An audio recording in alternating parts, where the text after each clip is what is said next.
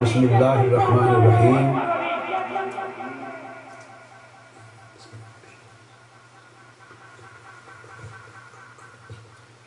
نحمده ونصلي ونسلم على سيدنا ومولانا محمد رسوله النبي الأمين المكين الحنين الكريم الرؤوف الرحيم أما بعد بسم اللہ الرحمن الرحیم۔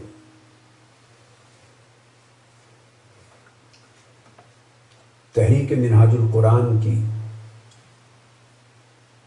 طلبہ تنظیم MSM مصطفی اسٹوڈنٹس موومنٹ سے تعلق رکھنے والے عظیم طلبہ اور طالبات سب کو انفرادی اور اجتماعی طور پر بشمول میڈیا کے الیکٹرانک اور پرنٹ میڈیا کے تمام نمائندگان کو السلام علیکم ورحمۃ اللہ وبرکاتہ کہتا ہوں۔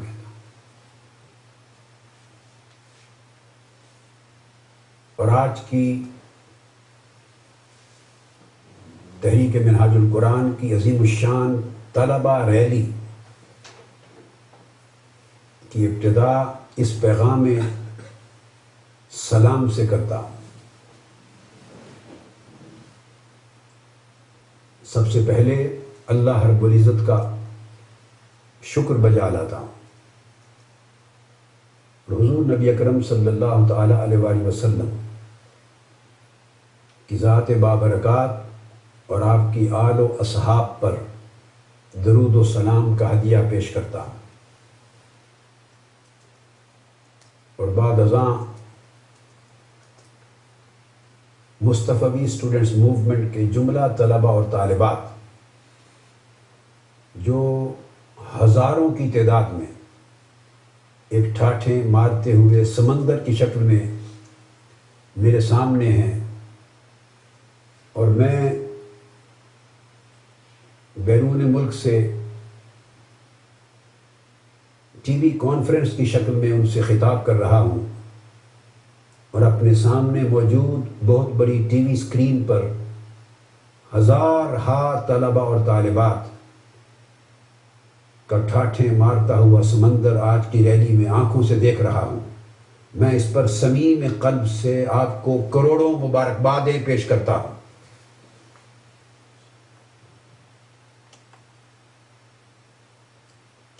مجھے معلوم ہے کہ اس موقع پر میں خود پاکستان میں موجود نہیں ہوں، یہ ملک سے باہر ویڈیو کانفرنس کا خطاب ہو رہا ہے، اور یہ بھی معلوم ہے کہ یہ تحریک منہاج القرآن یا پاکستان عوامی تحریک کی تنظیمات کا اجتماع عام نہیں ہے، اور اس معروف معنی میں کوئی سیاسی اور مذہبی جلسہ عام نہیں ہے جس میں لاکھوں کی تعداد میں لوگوں کو بلایا جائے، جیسا کہ آپ کا سالانہ اجتماع مینار پاکستان پر ہوتا ہے، اور جس میں حاضرین کی تعداد لاکھوں تک تجاوز کرتی ہے، کئی لاکھ۔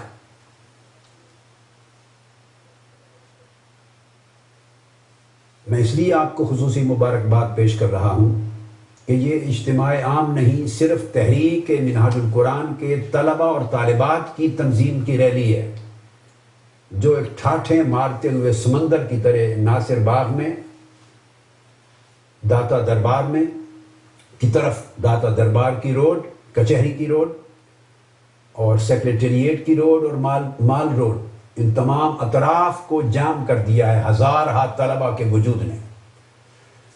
یقیناً یہ بہت بڑی کاوش ہے میرے بیٹوں کی اور بیٹیوں کی اور فرزندان قوم کی اور نانہالان قوم کی۔ اس پر میں آپ کو جتنی بار مبارکباد پیش کروں اتنی کم ہے۔ الحمدللہ تعالی آج کے اس اجتماع پر میں تحریک منہاج القرآن اور پاکستان عوامی تحریک کی مرکزی قیادت کو بھی مبارکباد پیش کرتا ہوں، اور میڈیا کا، جس میں پاکستان کے تمام major TV channels, electronic media اور لوکل الیکٹرانک میڈیا اور انٹرنیشنل الیکٹرانک میڈیا اور پرنٹ میڈیا کے تمام نمائندگان موجود ہیں، ان کی ٹی وی ٹیمز موجود ہیں، اور وہ براہ راست بہت سے حصے اس کے نشر کر رہی ہیں دنیا بھر میں۔ تو میں الیکٹرانک میڈیا اور پرنٹ میڈیا کی انتظامیہ کا، ان کے ایگزیکٹوز کا، ان کے ڈائریکٹرز کا اور ان کے جملہ کارکنان کا شکریہ ادا کرتا ہوں کہ انہوں نے اس پیغام کو قوم تک پہنچانے میں مدد کی ہے۔ آج کا طلبہ اجتماع یا طلبہ ریلی، اس پر میری گفتگو کا موضوع ہے چینج، تبدیلی۔ یہ آج کی گفتگو کا موضوع ہے۔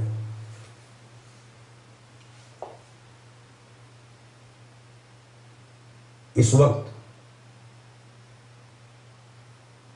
ہم اس حال کو پہنچ گئے ہیں، قیام پاکستان کے 63-64 برس بعد، کہ قیام پاکستان کے وقت بر صغیر پاک و ہند میں ایک قوم تھی، مگر اس قوم کو ایک ملک کی تلاش تھی۔ اس ملک کی سیاسی اور فوجی قیادتوں نے اور مختلف ادوار میں اس ملک کے مسند اقتدار پر براجمان ہونے والی حکومتوں نے یہ حال کر دیا ہے کہ آج 63-64 برس کے بعد ملک موجود ہے، مگر اس ملک کو قوم کی تلاش ہے۔ 1947 میں ہم ایک قوم تھے، اس قوم کی متحدہ جد و جہد کے نتیجے میں ہمیں ملک ملا، اور اللہ رب العزت کی مدد و نصرت شامل حال ہوگی۔ آج کتنے دکھ کی بات ہے کہ وہ ملک موجود ہے، مگر قوم مفقود ہے۔ چینج یعنی تبدیلی کے عنوان سے اس منعقدہ طلبہ اجتماع میں یہ میسیج دینا چاہتا ہوں کہ ہماری قوم منتشر ہو چکی ہے، اور وہ کروڑوں افراد کا بے ہنگم اجتماع بن چکا ہے، ہجوم بن چکا ہے۔ ہماری قومیت گم ہو گئی ہے، اور اس کے نتیجے میں کروڑوں افراد کے دلوں سے قوم کی محبت کا جو جذبہ ہم اپنے بچپن اور جوانی کے دور میں دیکھا کرتے تھے، وہ بھی ناپید ہو گیا ہے۔ آج کے طلبہ اجتماع کے ذریعے میں اس منتشر قوم کو ایک وحدت میں پرونا چاہتا ہوں۔ میں چاہتا ہوں کہ یہ اسکیٹرڈ اور ڈس انٹیگریٹڈ قوم جو منتشر ہے، اس کو یونٹی مل جائے، دوبارہ وحدت کے رشتے میں پروئی جائے۔ مگر یہ کیسے ممکن ہے؟ اس کے لیے تبدیلی چاہیے، چینج۔ آج ہماری قوم مایوس ہو چکی ہے۔ میں اس قوم کو مایوسی سے نکالنا چاہتا ہوں، اور نہ صرف امید بلکہ یقین کا نور اس قوم کے بیٹوں بیٹیوں کی آنکھوں میں دیکھنا چاہتا ہوں، اور امید اور یقین کی روشنی اور چمک ان کے چہروں پہ دیکھنا چاہتا ہوں۔ مگر یہ قوم مایوسی سے کیسے نکلے گی؟ اسے امید اور یقین کا نور اور چمک ان کے چہروں پر کیسے پلٹ کے آئے گی؟ اس کے لیے ایک بنیادی تبدیلی کی ضرورت ہے، چینج کی ضرورت ہے۔ تیسری بات یہ ہے کہ یہ قوم بدقسمتی سے بے مقصدیت کا شکار ہو گئی۔ اس قوم کے سامنے کوئی مقصد اب نہیں رہا، جو اس کے ٹکڑوں ٹکڑے ٹکڑے ہو جانے والے، منتشر ہو جانے والے جتھوں کو جوڑ کر ایک اکائی میں دوبارہ بحال کر سکے، جو قوم کو ایک لڑی میں پرو سکے، جو قوم کے کروڑوں لوگوں کو جینے اور مرنے کا سلیقہ سکھا سکے۔ میں اس قوم کو دوبارہ مقصد کا شعور اور آگہی دینا چاہتا ہوں۔ اس بے مقصد قوم کو اب مقصد اور آگہی کا شعور کیسے ملے گا؟ اس کے لیے ایک بنیادی چینج کی ضرورت ہے، تبدیلی کی ضرورت ہے۔ اسی طرح یہ قوم بے سمت ہو گئی ہے۔ آپ کراچی سے خیبر پختونخوا تک اور کشمیر سے چمن کی سرحدوں تک جائزہ لے لیں، اس پوری قوم کے سامنے من حیث القوم کوئی سمت نہیں رہی۔ سوچیں متضاد ہو گئی ہیں، وفاداریاں متضاد لگتی ہیں، ایجنڈے متضاد لگتے ہیں، بولیاں متضاد ہیں، مفادات متضاد ہیں، ترجیحات متضاد ہیں، کوئی ایک سمت نہیں رہی۔ ڈائریکشن لیس قوم کو میں دوبارہ ایک سمت کی طرف گامزن دیکھنا چاہتا ہوں۔ اس قوم کو پھر ایک سمت کہ 17 کروڑ بے ہنگم عوام کا ہجوم ایک قوم بن کر، ایک وحدت بن کر، ایک اکائی بن کر، ایک مقصد کے ساتھ ایک سمت کی طرف چل پڑے، یہ کیسے ممکن ہوگا؟ اس کے لیے پھر ایک چینج کی ضرورت ہے، اور بنیادی تبدیلی کے بغیر یہ کام پاسبل نہیں ہوگا۔ اسی طرح یہ قوم جس کو میں نے عرض کیا منتشر، مایوس، بے مقصد اور بے سمت، اس قوم کو دوبارہ قوم بنانے کے لیے جیسا کہ میں نے عرض کیا ایک بنیادی تبدیلی چاہیے، اور وہ بنیادی تبدیلی قوم کے لوگ اس کے آرزو مند ہیں، مگر اس تبدیلی کے بعد میں بھی ان سے دھوکہ کیا جاتا ہے، اور ہر 4-5 سال کے بعد تبدیلی کے نام پر انہیں ڈسیپشن، انہیں دھوکہ دیا جاتا ہے۔ جو کچھ 5 سال میں ان کے ساتھ بیتتا ہے، اور اس کرپٹ سسٹم کے نتیجے میں، نااہل قیادتوں کے نتیجے میں، غیر شفاف نظام کے نتیجے میں، غیر مؤثر حکومتوں کے نتیجے میں اس قوم پر جو مظالم ڈھائے جاتے ہیں، اس قوم کی زندگی کو ظلم کی، محرومی کی چکی میں جس طرح پیسا جاتا ہے، ان کو بنیادی ضرورتوں سے جس طرح محروم کیا جاتا ہے، ان کو خودکشیاں کا تحفہ دیا جاتا ہے، ان کو جان و مال کی ہلاکت کا تحفہ دیا جاتا ہے، انہیں دہشت گردی اور قتل و غارت گری کا تحفہ دیا جاتا ہے، انہیں بجلی، سوئی، گیس، پانی کی بنیادی ضروریات سے محرومی کا تحفہ دیا جاتا ہے، انہیں جاب لیسنس، بے روزگاری کا تحفہ دیا جاتا ہے، انہیں مایوسی کا تحفہ دیا جاتا ہے، انہیں نفرتوں کا تحفہ دیا جاتا ہے، انہیں تعصبات کا، انتہا پسندی کا تحفہ دیا جاتا ہے۔ 5 سال تک یہ اس نظام کے خلاف اپنی نفرت کو پالتے رہتے ہیں، غیظ و غضب کو پالتے رہتے ہیں۔ یہ پرامن قوم امید کی انتظار میں اپنی نفرتوں کو پالتے ہیں، یہ اپنے دشمن کو پہچاننے کی کوشش کرتے رہتے ہیں، مگر بدقسمتی کہ جب جو ہی 4-5 سال پورے ہوتے ہیں یا 3-4 سال پورے ہوتے ہیں، ان کا دشمن دوستی، وفاداری اور محبت کا لباس اوڑھ کر، ان کا دشمن دوستی اور ان سے وفاداری، محبت اور ہمدردی کا لبادہ چہرے پر نقاب اوڑھ کر پھر ان کے سامنے آ جاتا ہے، اور یہ اسی دشمن کو دوستی کے لبادے میں پھر اپنا دوست اور وفادار سمجھ کر اس کے پیچھے لگ پڑتے ہیں۔ رہزن پھر رہنما بن کے ان کے سامنے آ جاتا ہے، لوٹنے والا ان کی عزت اور جان و مال کا محافظ بن کے ان کے سامنے آ جاتا ہے، انہیں محرومیوں کی آگ میں جلانے والا دشمن پھر دوبارہ انہیں امید کی کرن دکھانے والا بن کے، دوست بن کے سامنے آ جاتا ہے، اور یہ قوم، بے آگاہ قوم، اپنے دشمن کی پہچان نہ رکھنے والی قوم، اپنی سمت اور اپنا راستہ بھول جانے والی قوم، تباہ حال قوم، بد نصیب قوم، پھر اس رہزن کے پیچھے لگ جاتی ہے، اپنے ہی دشمن کے پیچھے لگ جاتی ہے، اور نتیجہ یہ ہوتا ہے کہ 3-4-5 سال میں جو نفرت، غیظ و غضب کی آگ ان کی آنکھوں سے پردہ اٹھا رہی تھی، انہیں حقائق سے آگاہ ہونے کا سلیقہ سکھا رہی تھی، ان کے اندر کچھ شعور پیدا کر رہی تھی، وہ شعور کا چراغ پھر بجھ جاتا ہے۔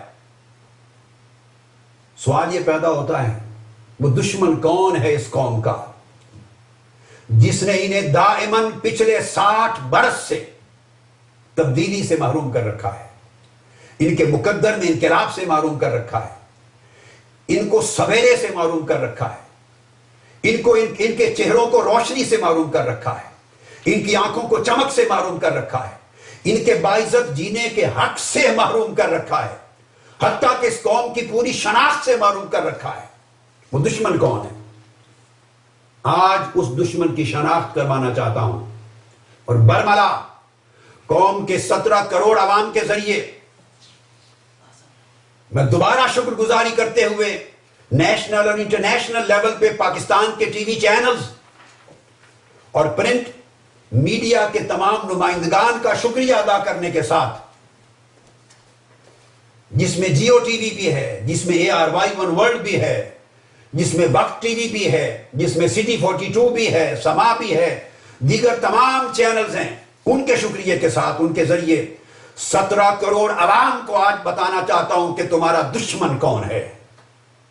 آج دشمن کی پہچان کروانا چاہتا ہوں، دشمن کے چہرے پر پڑے ہوئے خوبصورت نقابوں کو اتار دینا چاہتا ہوں، تاکہ قوم کے بیٹے بیٹیاں، قوم کی نسلیں اپنے مستقبل کو سنوارنے کے لیے دشمن کی پہچان کر سکیں اور اس کے خلاف ایک جنگ پرامن جنگ لڑنے کے لیے صف آرا ہو سکیں۔ بعض لوگ یہ کہہ دیتے ہیں کہ پیپلز پارٹی تمہارا دشمن ہے، سو سیاسی طور پر جب تھے اس پیپلز پارٹی کے خلاف انتخابی جنگ لڑنے میں مصروف ہو جاتے ہیں۔ میرا مختصر جواب ہے، لوگوں، پیپلز پارٹی تمہاری دشمن نہیں ہے۔ بعض لوگ آپ کو یہ باور کراتے ہیں کہ مسلم لیگ نون تمہارا دشمن ہے، پھر سیاسی گروہ اور جماعتیں پھر اس کے خلاف محاذ آرائی ہو جاتی ہیں اور عوام اس جنگ میں شریک ہو جاتے ہیں۔ میں کیٹیگوریکلی بتا دینا چاہتا ہوں کہ مسلم لیگ نون آپ کی دشمن نہیں ہے۔ کوئی کہہ دے گا مسلم لیگ قاف آپ کا دشمن ہے، کوئی کہہ دے گی MQM آپ کا دشمن ہے، کوئی کہہ دے گی ANP آپ کا دشمن ہے، کوئی مذہبی جماعتوں کو آپ کا دشمن کہہ دے گا، کوئی بلوچستان کی لوکل جماعتوں کو دشمن کہہ دے گا۔ میں یہ بتانا چاہتا ہوں کہ یہ سیاسی جماعتیں یہ آپ کے دشمن نہیں ہیں۔ آپ کا دشمن نہ نواز شریف ہے، نہ آصف علی زرداری ہے، آپ کا دشمن نہ چودھری شجاعت علی ہے، نہ اسفندیار ولی ہے، نہ الطاف حسین ہے۔ یہ انڈیویجولز آپ کے دشمن نہیں ہیں، یہ جماعتیں سیاسی اور مذہبی آپ کی دشمن نہیں ہیں۔ اور اس طرح اور بھی اگر سیاسی جماعتیں چھوٹی بڑی میدان میں ہوں تو وہ آپ کی دشمن نہیں ہیں۔ سوال پیدا ہوتا ہے کہ جب ان میں سے کوئی جماعت بھی عوام کی دشمن نہیں تو دشمن کون ہے؟ اس قوم کو کچل کس نے رکھا ہے؟ اس قوم کو محرومی کی آگ میں جلا کس نے رکھا ہے؟ اس قوم کو تباہی اور ہلاکت کے راستے پر گامزن کس نے کر رکھا ہے؟ اس قوم کو اس کے تمام بنیادی حقوق سے محروم کس نے کر رکھا ہے؟ اس قوم سے جینے کے بنیادی حق کو کس نے چھین لیا ہے؟ اس قوم کو خودکشیوں کی راہ پہ کس نے ڈالا ہے؟ اگر ان میں سے کوئی بھی دشمن نہیں ہے، ہاں، اسی دشمن کی آج شناخت کروانے کے لیے اس طلبہ ریلی کا یا طلبہ کنونشن کا انعقاد کیا ہے۔ سنیے، دشمن آپ کی یہ سیاسی جماعتیں نہیں ہیں، یہ سیاسی اور مذہبی قیادتیں یہ دشمن نہیں ہیں۔ دشمن آپ کا وہ کرپٹ اور اجارہ دارانہ نظام انتخاب ہے، وہ نظام سیاست ہے، جس نظام سیاست نے ایک اجارہ دارانہ نظام انتخاب کو جنم دیا ہے۔ وہ نظام انتخاب جو 60 برس سے مخصوص لوگوں کو اس ملک میں پال رہا ہے، مخصوص اجارہ داریوں کے نیچے جس کی پرورش ہو رہی ہے، جس نے اس قوم کے 99% افراد کو جمہوریت سے محروم کر رکھا ہے، اور جمہوریت 1% سے بھی کم پرسنٹیج پر مشتمل افراد کا حق بنا رکھا ہے، پیدائشی حق، موروثی حق، وہ نظام انتخاب، وہ انتخابات جو اگلے سال پروبیبلی پھر آنے والے ہیں، جس کی دوبارہ تیاریاں شروع ہو گئی ہیں۔ ابھی اس نظام انتخاب، وہ کرپٹ نظام انتخاب، وہ اجارہ دارانہ نظام انتخاب، میں اس کے لیے ایک ٹرم یوز کر رہا ہوں، مونوپولسٹک الیکٹورل سسٹم، مونوپولسٹک الیکٹورل سسٹم، اجارہ دارانہ نظام انتخاب، جس کے ارد گرد ملک کی پوری سیاست گھومتی ہے، اور جس مونوپولسٹک الیکٹورل سسٹم کے نتیجے میں اس ملک میں ایک جعلی جمہوریت جنم لیتی ہے۔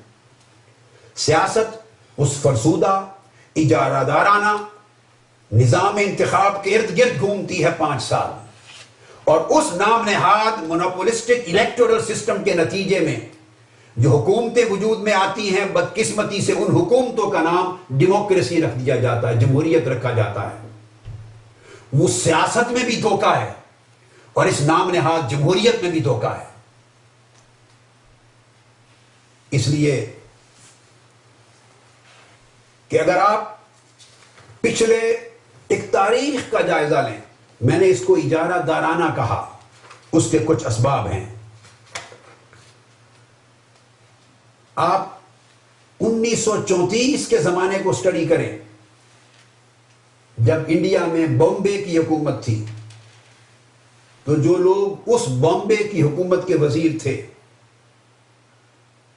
سندھ میں وہ سیاست اس دن سے لے کے آج تک اسی اجارہ داری میں رہی اور انہی کو منتقل ہوئی، اور ان کے ہاتھ میں پارلیمنٹ کا معتدب حصہ آج تک ہے۔ بہاولپور میں نام نہیں لوں گا کسی کا، میرا منصب نہیں اور نہ میرا مقصود ہے، میں کنسیپچول کلیئرٹی دینا چاہتا ہوں، قوم کو ایک میسج دینا چاہتا ہوں، ایک اویئرنیس دینا چاہتا ہوں، ایک پراپر انڈرسٹینڈنگ دینا چاہتا ہوں۔ بہاولپور میں جو لوگ 1906 میں وزیر اعلیٰ تھے، انہی کے خاندان کے پاس آج تک سیاست کی اور انتخابات کی اجارہ داری ہے۔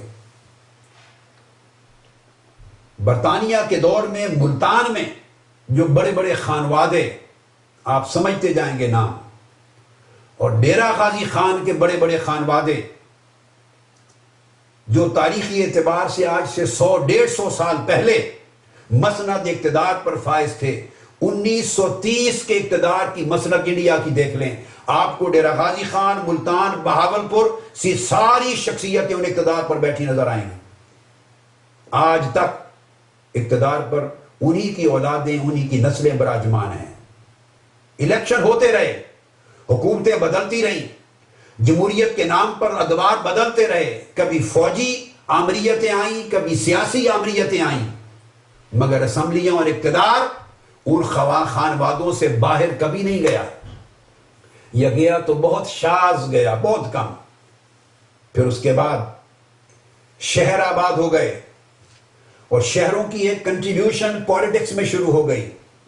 تو جب شہروں کا کنٹریبیوشن ہوا تو فیوڈل لارڈز تو پہلے سے مسند اقتدار پر یعنی سیاست اور جمہوریت پر براجمان تھے، جب شہروں کا کنٹریبیوشن ہو گیا تو پھر سرمایہ دار اور بڑے بڑے بزنس مین یہ بھی اس کے شیئر ہولڈر بن گئے، وہ لاہور ہو یا فیصل آباد، سرگودا ہو یا گجرانوالہ، سیالکوٹ ہو یا راولپنڈی، اس طرح بڑے بڑے شہر ہوں، کوئٹہ ہو یا حیدرآباد ہو یا پشاور، جہاں چلے جائیں آپ کو 20 حلقوں تک مخصوص لوگ براجمان نظر آئیں گے جو جاگیردار تھے اور شہری علاقوں میں سرمایہ دار ہیں، بڑے بڑے بزنس مین ہیں، اور کم سے کم 5-7 کروڑ سے لے کر 20 کروڑ تک کی انویسٹمنٹ ایک الیکشن کی قومی اسمبلی کی سیٹ پہ کر سکتے ہیں۔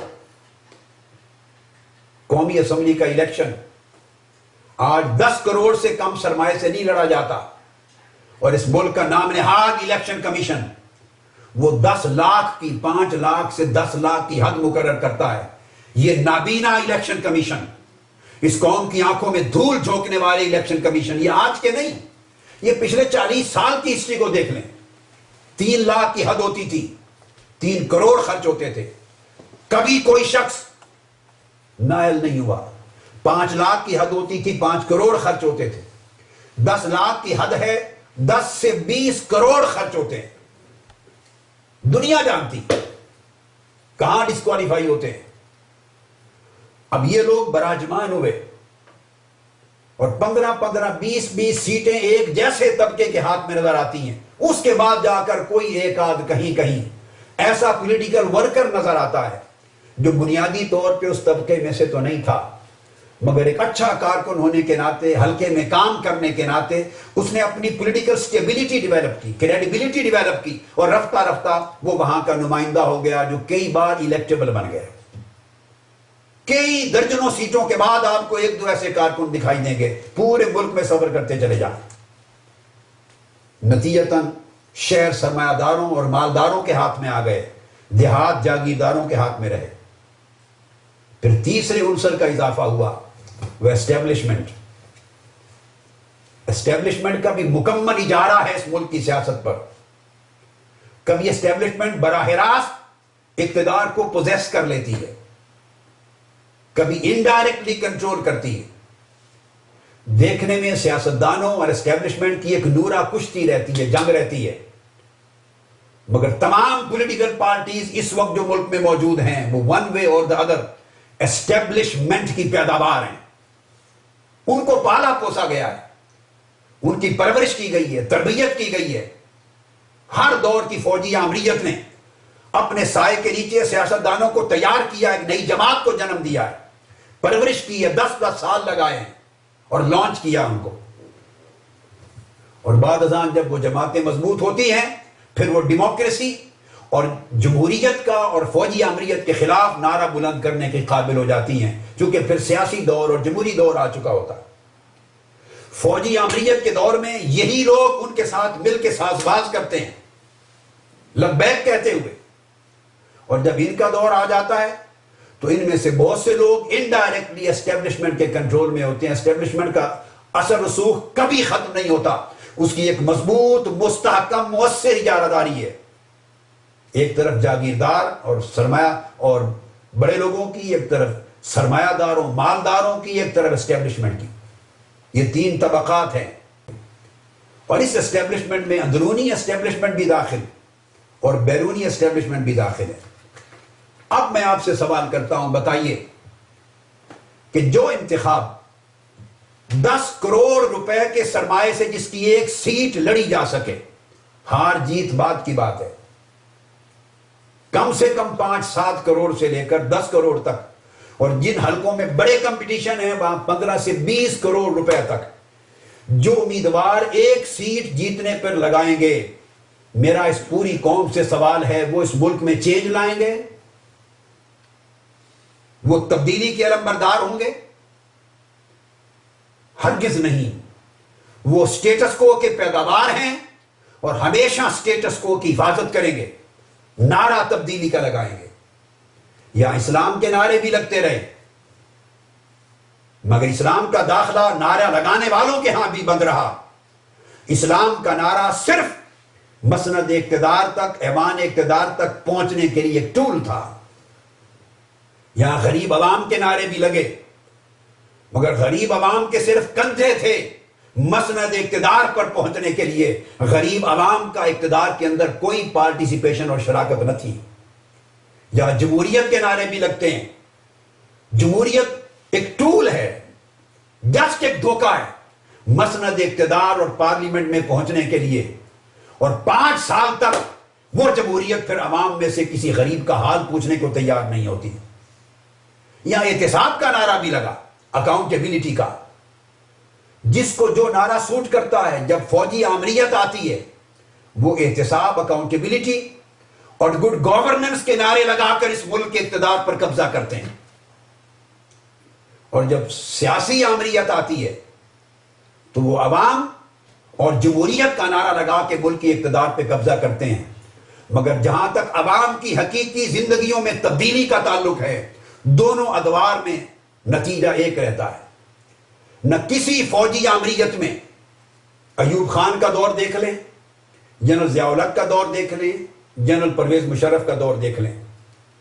احتساب کے ناموں پر بھی آئے, اسلام کے نام پر بھی آئے, گڈ گورننس کے نام پر بھی آئے, اکاؤنٹیبلٹی کے نام پر آئے, ڈیولوشن آف پاورز کے نام پر آئے, ڈیموکریسی کے نام پر آئے. یہ سب دھوکے دیے گئے, مگر فوجی آمریتوں کے دور میں اس ملک کے کروڑوں عوام میں کسی ایک شخص کی زندگی میں تبدیلی نہیں آئی, کسی کے مایوس چہرے پر مسکراہٹ نہیں آئی, کسی کو محرومیوں کے اندھیروں سے نکالنے کا اہتمام نہیں کیا. پھر سیاسی دور بھی آئے. سیاسی دور نے جمہوریت کا نام لے کر صرف پارلیمنٹ کریٹ کی, اور جب پارلیمنٹ میں آ گئے, اب آپ اپنے حال کو دیکھ لیں, لوگ قتل ہو رہے ہیں, ملک کی سالمیت گروی رکھ دی گئی, ملک کی خود مختاری گروی رکھ دی گئی ہے, پاکستان کو بیرونی طاقتوں کی کالونی بنا دیا گیا ہے. پاکستان نہ اپنے داخلی امور کا فیصلہ کرنے میں آزاد رہا ہے, نہ اپنے ریجنل میٹرز میں ڈیسیژن لینے میں آزاد رہا ہے, نہ اپنی خارجہ پالیسی میں آزاد رہا ہے, نہ اپنے ڈیفنس ڈیسیژنز میں آزاد رہا ہے, نہ ملک کی دہشت گردی کے خاتمے کے بارے میں کوئی فیصلہ کرنے میں آزاد رہا ہے. حتیٰ کہ پارلیمنٹس ربر سٹیمپڈ ہیں. وہ پچھلے دور میں بھی ربر سٹیمپ تھی, آج کے دور میں بھی ربر سٹیمپڈ ہیں. مگر آج بولی بدل گئی, چونکہ انتخاب کے نام پر الیکٹ ہو کر لوگ آئے ہیں, لہذا وہ کہتے ہیں ہمیں عوام نے منتخب کیا ہے. اب اس ملک میں جمہوریت کی غرض و غایت, جمہوریت کا ریلیونس, جمہوریت کا تعلق عوام سے صرف اتنا ہے, یہ حق ان کو ووٹ دینے کا ہر 5 سال کے بعد ملتا ہے. یہ ہے عوام کی جمہوریت. 5 سال کے بعد ایک دوبارہ میلہ لگتا ہے, کروڑوں روپے خرچ کرنے والے کچھ وہی خانوادے, کبھی ان کے بیٹے, کبھی بیٹیاں, کبھی بھتیجے, کبھی بھتیجیاں, اور تھوڑے سے پلس مائنس کے ساتھ اور لوگ انوالو کر کے. مگر وہ جو کروڑوں لگا سکیں, جو کروڑوں 10 کروڑ لگا کے اسمبلی میں آئے گا, وہ عوام کا پیٹ بھرے گا یا اپنا پیٹ بھرے گا؟ وہ اگلے الیکشن کے لیے 20 کروڑ 40-50 کروڑ ارب 2 ارب کیوں نہیں بنائے گا؟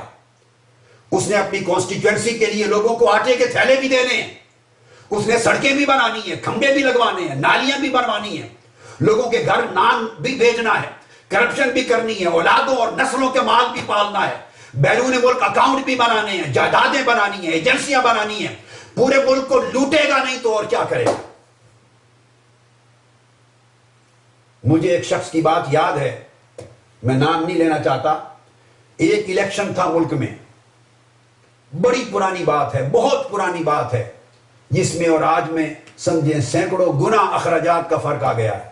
اس وقت کسی نے براہ راست مجھ سے کہا تھا کہ اس وقت تک میں اپنی پارٹی کے الیکشن پر یا اپنے الیکشن پر 2 ارب سے زائد خرچ کر چکا ہوں. یہ بڑی پرانی بات, میں اتنا جملہ بول رہا ہوں آپ کو. وہ آج کے حساب سے وہ جو 2 ارب تھے وہ 2 کھرب بن سکتے ہیں. آج کے حساب سے وہ 2 کھرب ہیں, 2 بلین روپیز ہیں. خرچ کر چکا ہوں. میں نے یہ پیسے واپس بھی لینے ہیں جو انویسٹمنٹ کی ہے, اور پھر جو انویسٹمنٹ کی ہے مجھے معلوم ہے اگلا الیکشن کا وقت آنے تک کئی گنا اخراجات بڑھ چکے ہوں گے, مہنگائی. میں نے اگلے الیکشن کے لیے سرمایہ بھی جمع کرنا ہے, اس کی تیاری بھی کرنی ہے. سٹیک لگے گا, رسک پر ہوگا, اس کی کمپنسیشن کا بھی اہتمام کرنا ہے. تو مجھے بتائیے, ایک انڈیویجول کروڑوں روپے لگا کر جب پارلیمنٹ میں پہنچے گا تو وہ آپ کا نمائندہ ہوگا, وہ اس ملک کے محنت کشوں کا نمائندہ ہوگا, وہ طلبا کا نمائندہ ہوگا, وہ غریب عوام کا نمائندہ ہوگا, وہ کسانوں کا نمائندہ ہوگا, وہ تاجروں کا نمائندہ ہوگا. کس کا نمائندہ ہوگا؟ وہ اپنے مفادات کا نمائندہ ہے, اپنی ذاتی ترجیحات کا نمائندہ ہے. سو یہ الیکشن جس میں ایک امیدوار کروڑوں روپے انویسٹ کرنے کے بعد اسمبلی تک پہنچتا ہے, وہ الیکشن سب سے بڑا واحد دشمن ہے پاکستان کے 17 کروڑ عوام کا. وہ کبھی عوام کو ان دکھوں اور مصائب سے ریلیف نہیں دے سکتا. اور پھر اس کی پوری مینجمنٹ, اور پھر اب حالت یہ ہو چکی ہے کہ اب جماعتوں کا منشور بھی ختم ہو گیا. پبلک نے دھوکے کھا کھا کر اس ڈسیپشن کو ایکسپٹ کر لیا. اب نہ کوئی منشور چھاپتا ہے, نہ کوئی منشور پوچھتا ہے.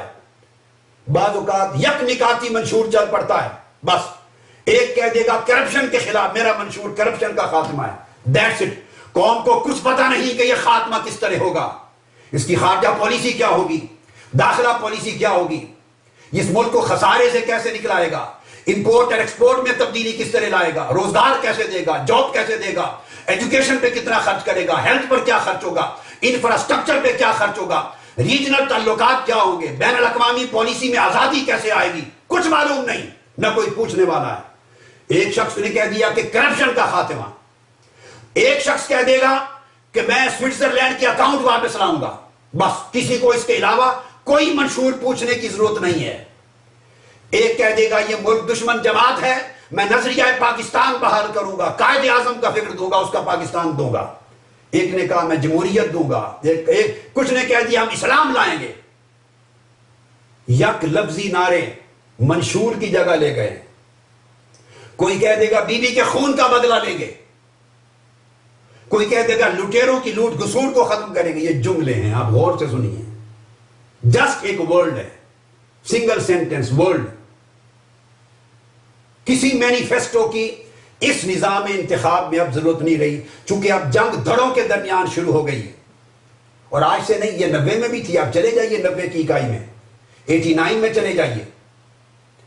وفاقی حکومتوں اور صوبائی حکومتوں میں جنگ ہوتی تھی، کئی بار اسمبلیاں ٹوٹی. سیاسی منافرتوں کا نتیجہ پھر اسٹیبلشمنٹ اٹھاتی ہے، وہ حکومتیں توڑتی ہے، اور سیاستدان آپس کی جنگ اور منافرت کے ذریعے ان کے لیے میدان ہموار کرتے ہیں مداخلت کا، اپنی نااہلیت کے ذریعے، کرپشن کے ذریعے، بیڈ گورننس کے ذریعے. پارلیمنٹ ڈیلیور نہیں کر سکتی.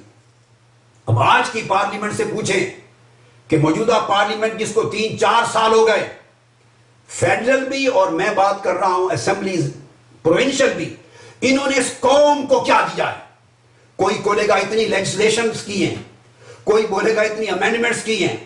بھائی آپ کی لیجسلیشن نے 17 کروڑ عوام جن کو بجلی نہیں مل رہی، پانی نہیں مل رہا، آٹا نہیں مل رہا، کھانا نہیں مل رہا، روزگار نہیں مل رہا، جن کی عزت اور جن کی جان و مال محفوظ نہیں، ہر وقت خون کی ہولی کھیلی جا رہی، ان عوام کو آپ کی لیجسلیشن نے کیا دیا ہے؟ 16 کروڑ عوام جو مایوس لوگ ہیں، جن کے پاس ٹیلنٹ ختم ہوتا جا رہا ہے، قوم کا اعتماد اپنے ملک اور اپنی قومیت پہ ختم ہو رہا ہے، اس قوم کو کیا دیا ہے آپ کی امینڈمنٹس نے؟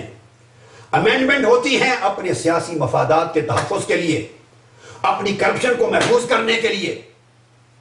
پالیسیز میں تسلسل نہیں ہے. ایک حکومت جاتی ہے، پوری دنیا میں ایسا کبھی نہیں ہوتا کہ ان کی مین ڈائریکشن چینج ہو جائے. سیاسی حکومت بدلتی ہے، قومی ڈائریکشن وہی رہتا ہے. مین سیٹس پر سیاسی مداخلت نہیں ہوتی، نہ تقرری میں نہ برطرفی میں. مگر پاکستان میں قومی سطح کے ادارے کی ایک سیٹ ایسی نہیں ہے جو پچھلے 20-30 سال کی ہسٹری میں آپ کے سامنے رکھ رہا ہوں کہ حکومت بدلتے ہی جس کے سربراہ بدل نہ جاتے ہیں. حکومت بدلے گی، پی آئی اے کی ساری ہیار کی بدل جائے گی، اسٹیل مل بدل جائے گی، ریلوے کی بدل جائے گی، فوجی اداروں کی بدل جائے گی جو سول طریقے پہ چلتے ہیں ریٹائرمنٹ کے بعد، سول بڑے بڑے اداروں کی، وابڈا کی، سب کی بدل جائے گی. نئی حکومت آئے گی، نیا پلان ہوگا، پھر سارے ہیڈز بدل جائیں گے، ماتحت بدل جائیں گے، نیا پلان ہوگا. ہر 4 سال کے بعد جو کام 3-4 سال ہوا ہوتا ہے دوبارہ زیرو سٹارٹ ہو جاتا ہے، دوبارہ کمنسمنٹ فرام زیرو ہوتی ہے. ہم ہر 4 سال کے بعد زیرو پہ کھڑے ہوتے ہیں، اور جہاں سے چلے تھے کنویں کے بیل کی طرح قوم وہیں کی وہیں کھڑی رہتی ہے. کیا اس قوم نے کبھی محاسبہ کیا کہ سیاسی حکومتوں کو کیا حق ہے کہ قومی اداروں کو تاخت و تاراج کریں اور برباد کریں؟ ہر حکومت کے بعد آپ کو معلوم ہے، اب یہ پیپلز پارٹی کی ہے، ہر جگہ ان کے کیڈر آ جائیں گے، مسلم لیگ کے لگائے ہوئے سارے افراد برطرف ہو جائیں گے، نیچے تک نئی بھرتیاں ہو جائیں گی، پچھلے لوگ برطرف، جابز بھی ختم، پولیس میں وہ، تھانوں میں وہ، اوپر آئی چیز وہ، حتیٰ کہ عدلیہ تک کے اندر تقرریاں کرنے میں مداخلت کرتے ہیں، اس کا انڈیپینڈنٹ، اس کا امپارشل رول ختم کرتے ہیں. جوڈیشری میں، ایگزیکٹو میں، ہر جگہ ہر سطح پر اپنے لوگوں کو لائیں گے.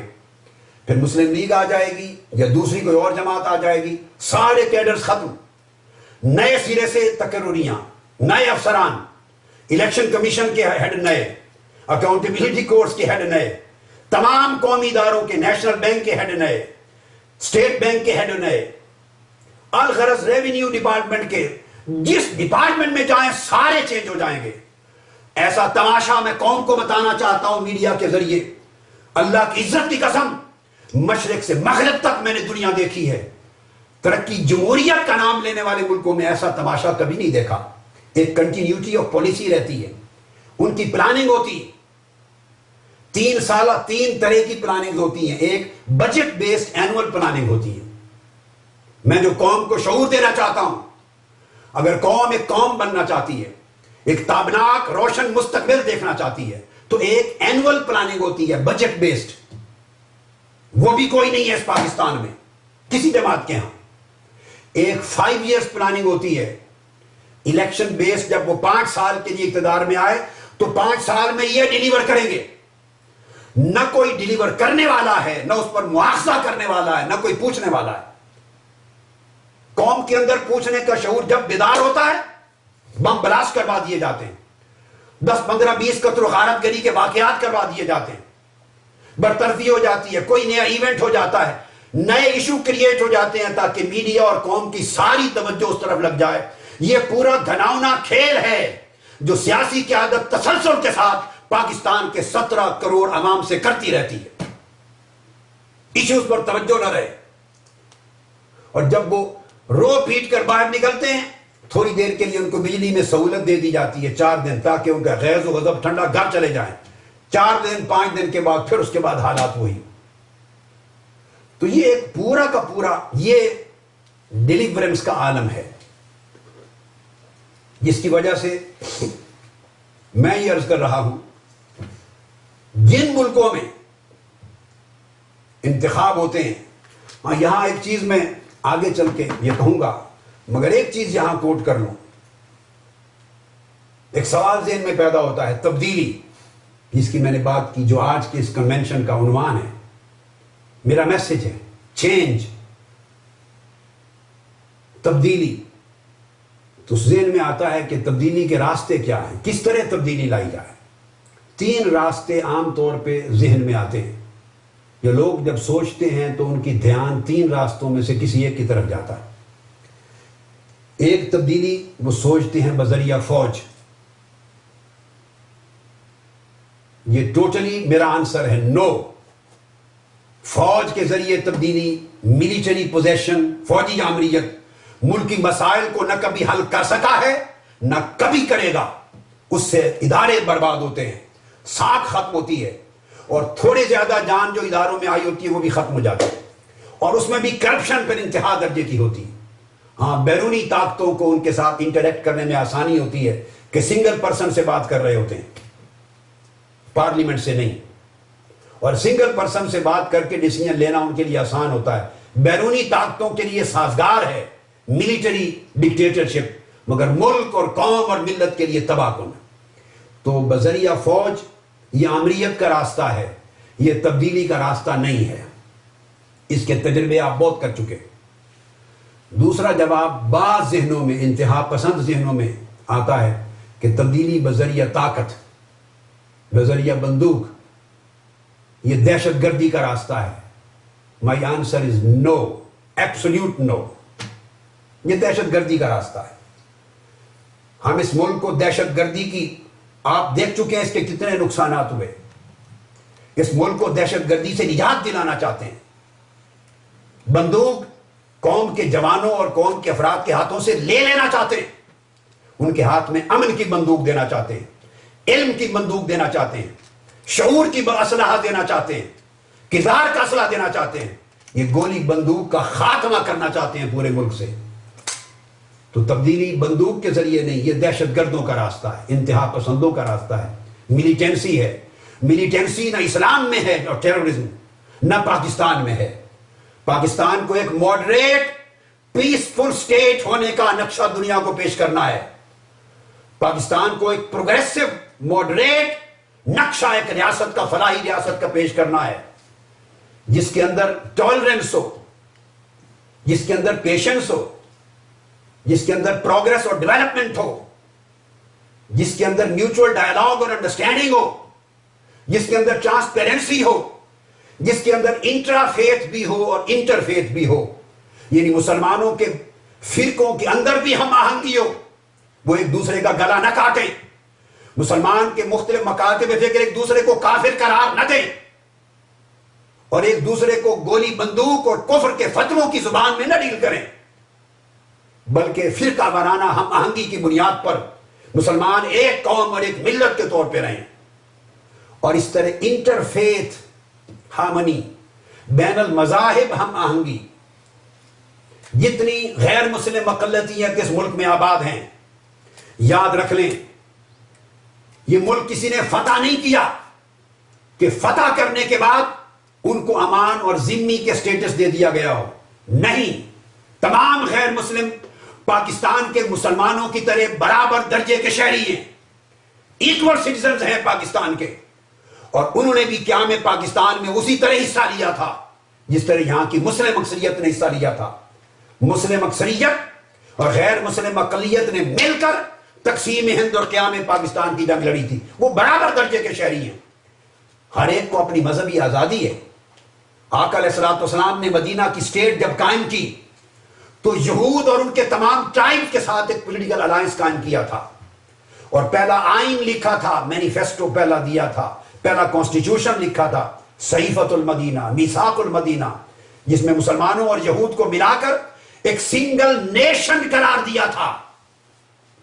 صحیفہ مدینہ کی عبارت کوٹ کر رہا ہوں، آرٹیکل 28 میثاق مدینہ، ابن اسحاق، ابن ہشام، بلازری، ابو عبید، قاسم بن سلام، سب کتابوں کو پڑھیے۔ آرٹیکل 28 میں آقا علیہ السلام نے فرمایا مسلمان اور یہود مل کر آج مدینہ میں ان کو ایک قومیت، ایک امت قرار دیتا ہوں، ایک نیشن بنا دیا تھا، سٹیٹ نیشن، ایک پولیٹیکل اینٹیٹی، اور فرمایا مگر ہر کوئی اپنے مذہب میں آزاد ہوگا۔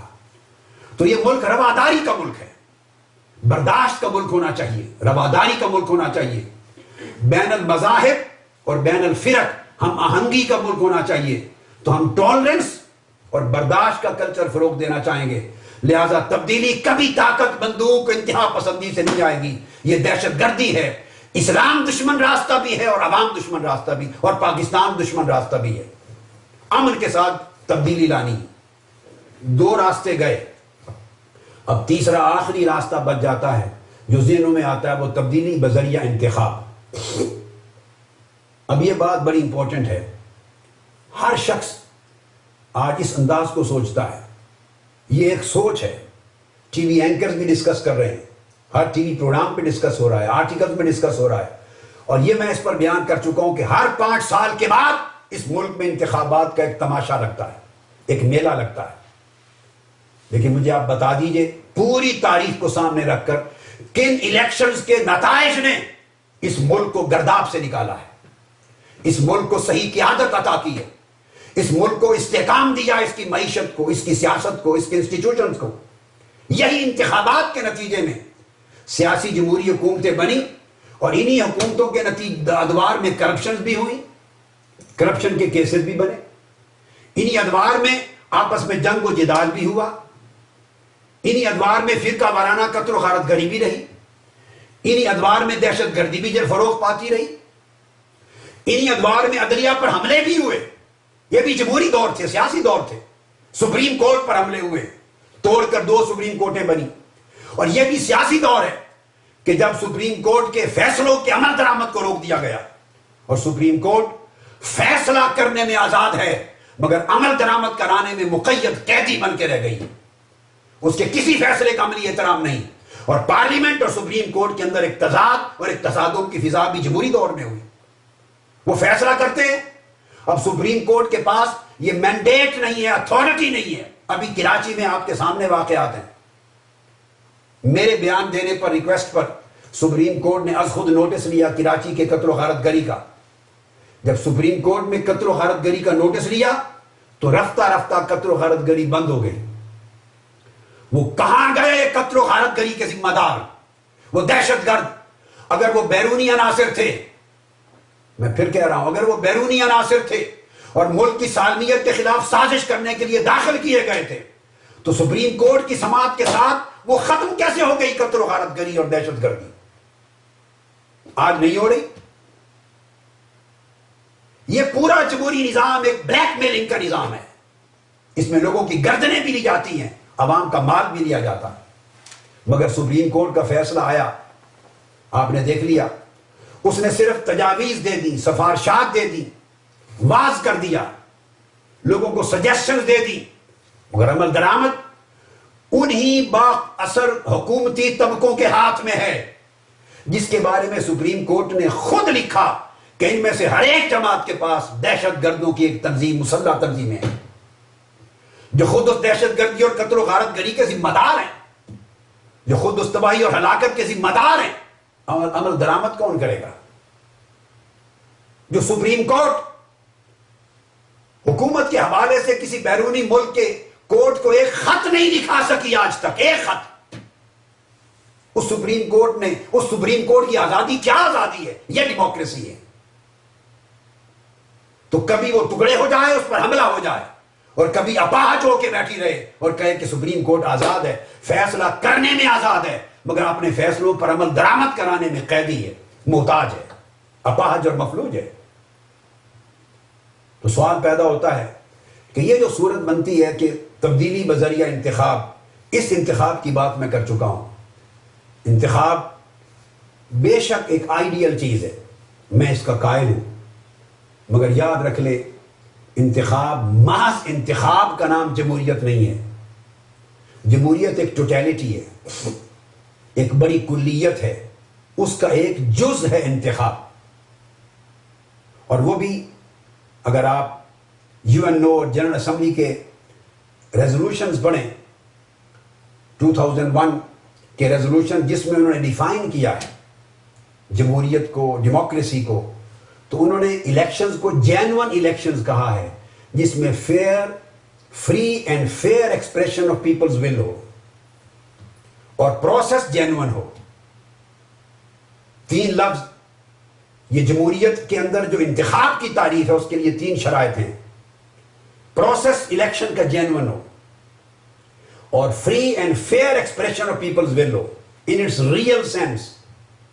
اب آپ اپنے ایمان سے کہیے کہ الیکشن کا ایک ماحول تو بنایا جاتا ہے, مگر جس ملک میں 99% افراد قوم کے وکلا, تاجر, پروفیسر ریٹائرڈ, انٹیلیجنشیا, پڑھا لکھا نوجوان, سائنٹسٹ, ٹیکنالوجسٹ, تعلیم یافتہ افراد, سفید پوش, جن کے پاس حرام کے ذرائع کروڑوں روپے الیکشن میں جھونکنے کے نہیں, کیا وہ الیکشن میں حصہ لے سکتے؟ اچھا, میں اس سوال کو یوں کرتا ہوں, یہی ایگزسٹنگ پولیٹیکل پارٹی, خواہ وہ پیپلز پارٹی ہو یا مسلم لیگز ہو, کوئی ہو, یہ بڑے بڑے بگ گنز کو چھوڑیں, اپنی جماعتوں کے نظریاتی کارکنوں کو, وہ ماسٹرز ہوں, وہ PhD ہوں, تجربہ کار ہوں, سائنٹسٹ ہوں, ٹیکنالوجسٹ ہوں, اکانومسٹ ہوں, سوشل سائنسز میں ایکسپرٹ ہوں, ایگریکلچر میں ایکسپرٹ ہوں, فائنانس میں ایکسپرٹ ہوں, مینجمنٹ میں ایکسپرٹ ہوں, تعلیم یافتہ کیڈر, مگر بالکل متوسط سفید پوش لوگ بگ گنز کو چھوڑ کے ان کو ٹکٹ دے دیں, وہ الیکشن جیتیں گے؟ سمپل سوال ہے, آنسر نو. جو جماعت با کردار تعلیم یافتہ کارکنان کو سیٹوں کے لیے ٹکٹ دے گی وہ جماعت الیکشن ہار جائے گی. دشمن کون ہوا؟ جماعت یا سسٹم, مونوپولسٹک الیکٹورل سسٹم. دشمن کون ہے؟ یہ الیکشن با کردار آدمی کی اس میں گنجائش نہیں ہے, سفید پوش شخص کی اس کے اندر کوئی روم نہیں ہے. تعلیم یافتہ شخص, تجربہ کار شخص جو ڈیلیور کر سکتا ہے, اس ملک کی تقدیر بدل سکتا ہے, نوجوانوں کے لیے پلاننگ کر سکتا ہے, اپنے علم اور تجربہ کی بنیاد پر اس قوم کو دے سکتا ہے, اس کی جگہ نہیں ہے اس الیکشن کے نظام میں, کنٹیسٹ نہیں کر سکتا. یہی تو وجہ ہے آپ جب پارٹی سے بات کرتے ہیں کہ آپ پھر انہی کو ٹکٹ دے رہے ہیں, کسی سے سوال کرتے ہیں کہ آپ چینج کی بات کرتے ہیں, مگر آپ کی پارٹی میں سارے وہی لوگ آ رہے ہیں دوسری پارٹیوں سے جن سے قوم مایوس ہے. تو جواب ہر سیاستدان کیا دیتا ہے کہ کیا کریں اس الیکشن میں؟ پھر الیکٹیبلز چاہیے, وننگ ہارسز چاہیے, ان کے بغیر الیکشن نہیں لڑا جا سکتا. بس یہاں جا کر سٹوری ختم ہو جاتی.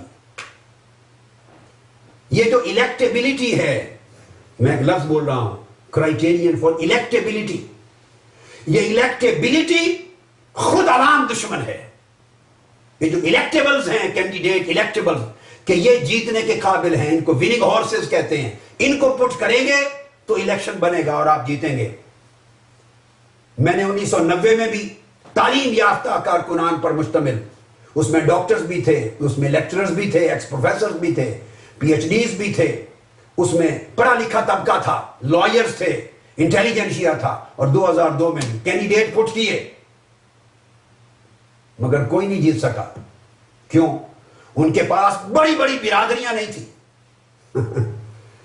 ان کے پاس کروڑہا روپے کا سرمایہ نہیں تھا لگانے کے لیے،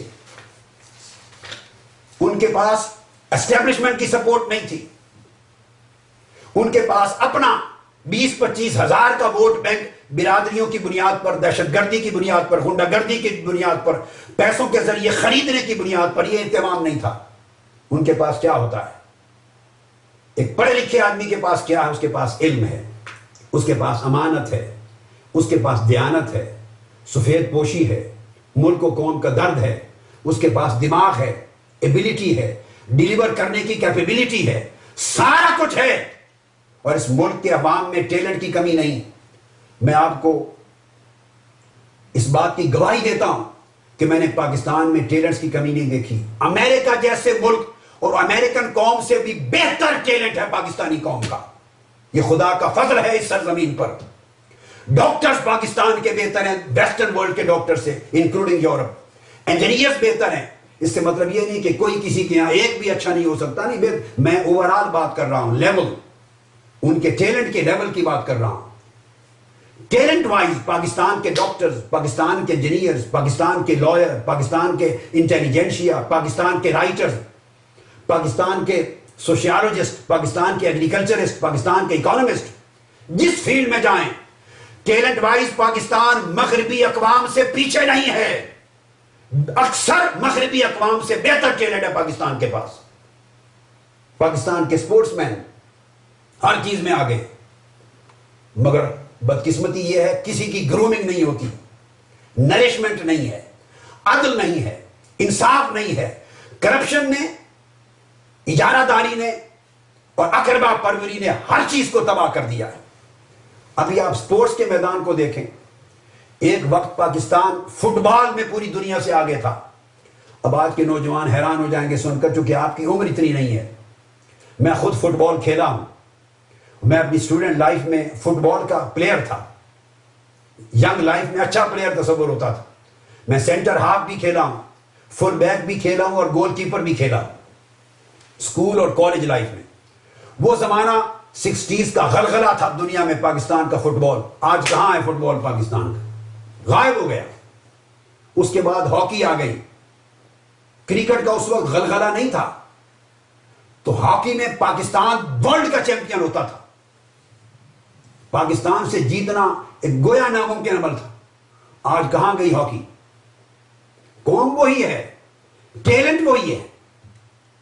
پھر اس کے بعد کرکٹ نے جگہ لی، ایک طویل وقت زمانے تک آپ نے پتا کرکٹ پہ راج کیا پاکستان میں۔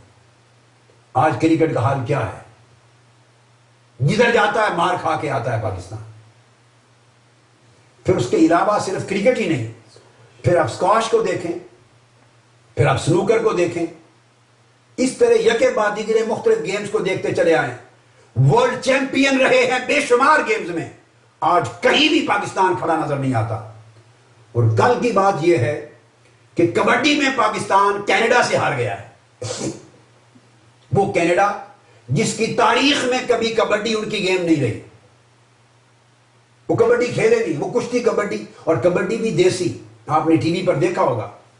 وہ گورا، اس کو کہتے ہیں سانس ڈالنا، 5-6 پاکستانی کبڈی والے کھڑے تھے، اس کو پھر حد سے باہر نکال دیا۔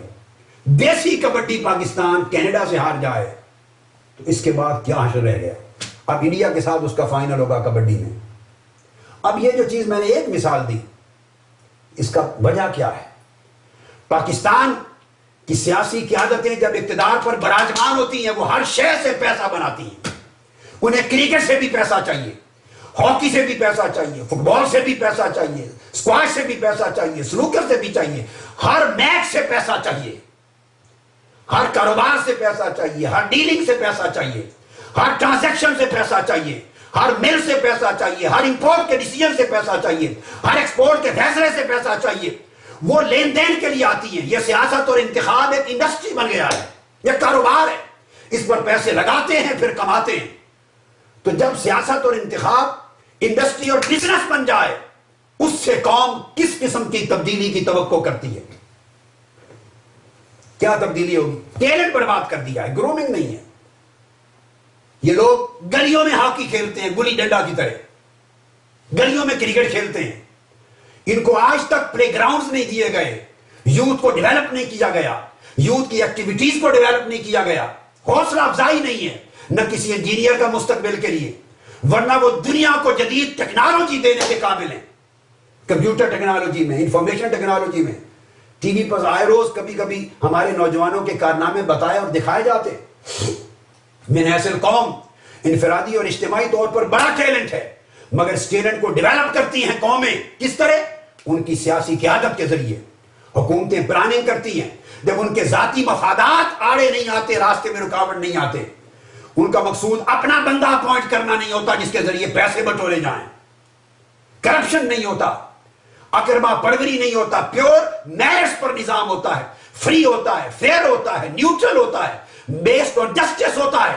پھر قومیں ڈیولپ ہوتی ہیں، پھر فیسیلیٹیٹ کیا جاتا ہے.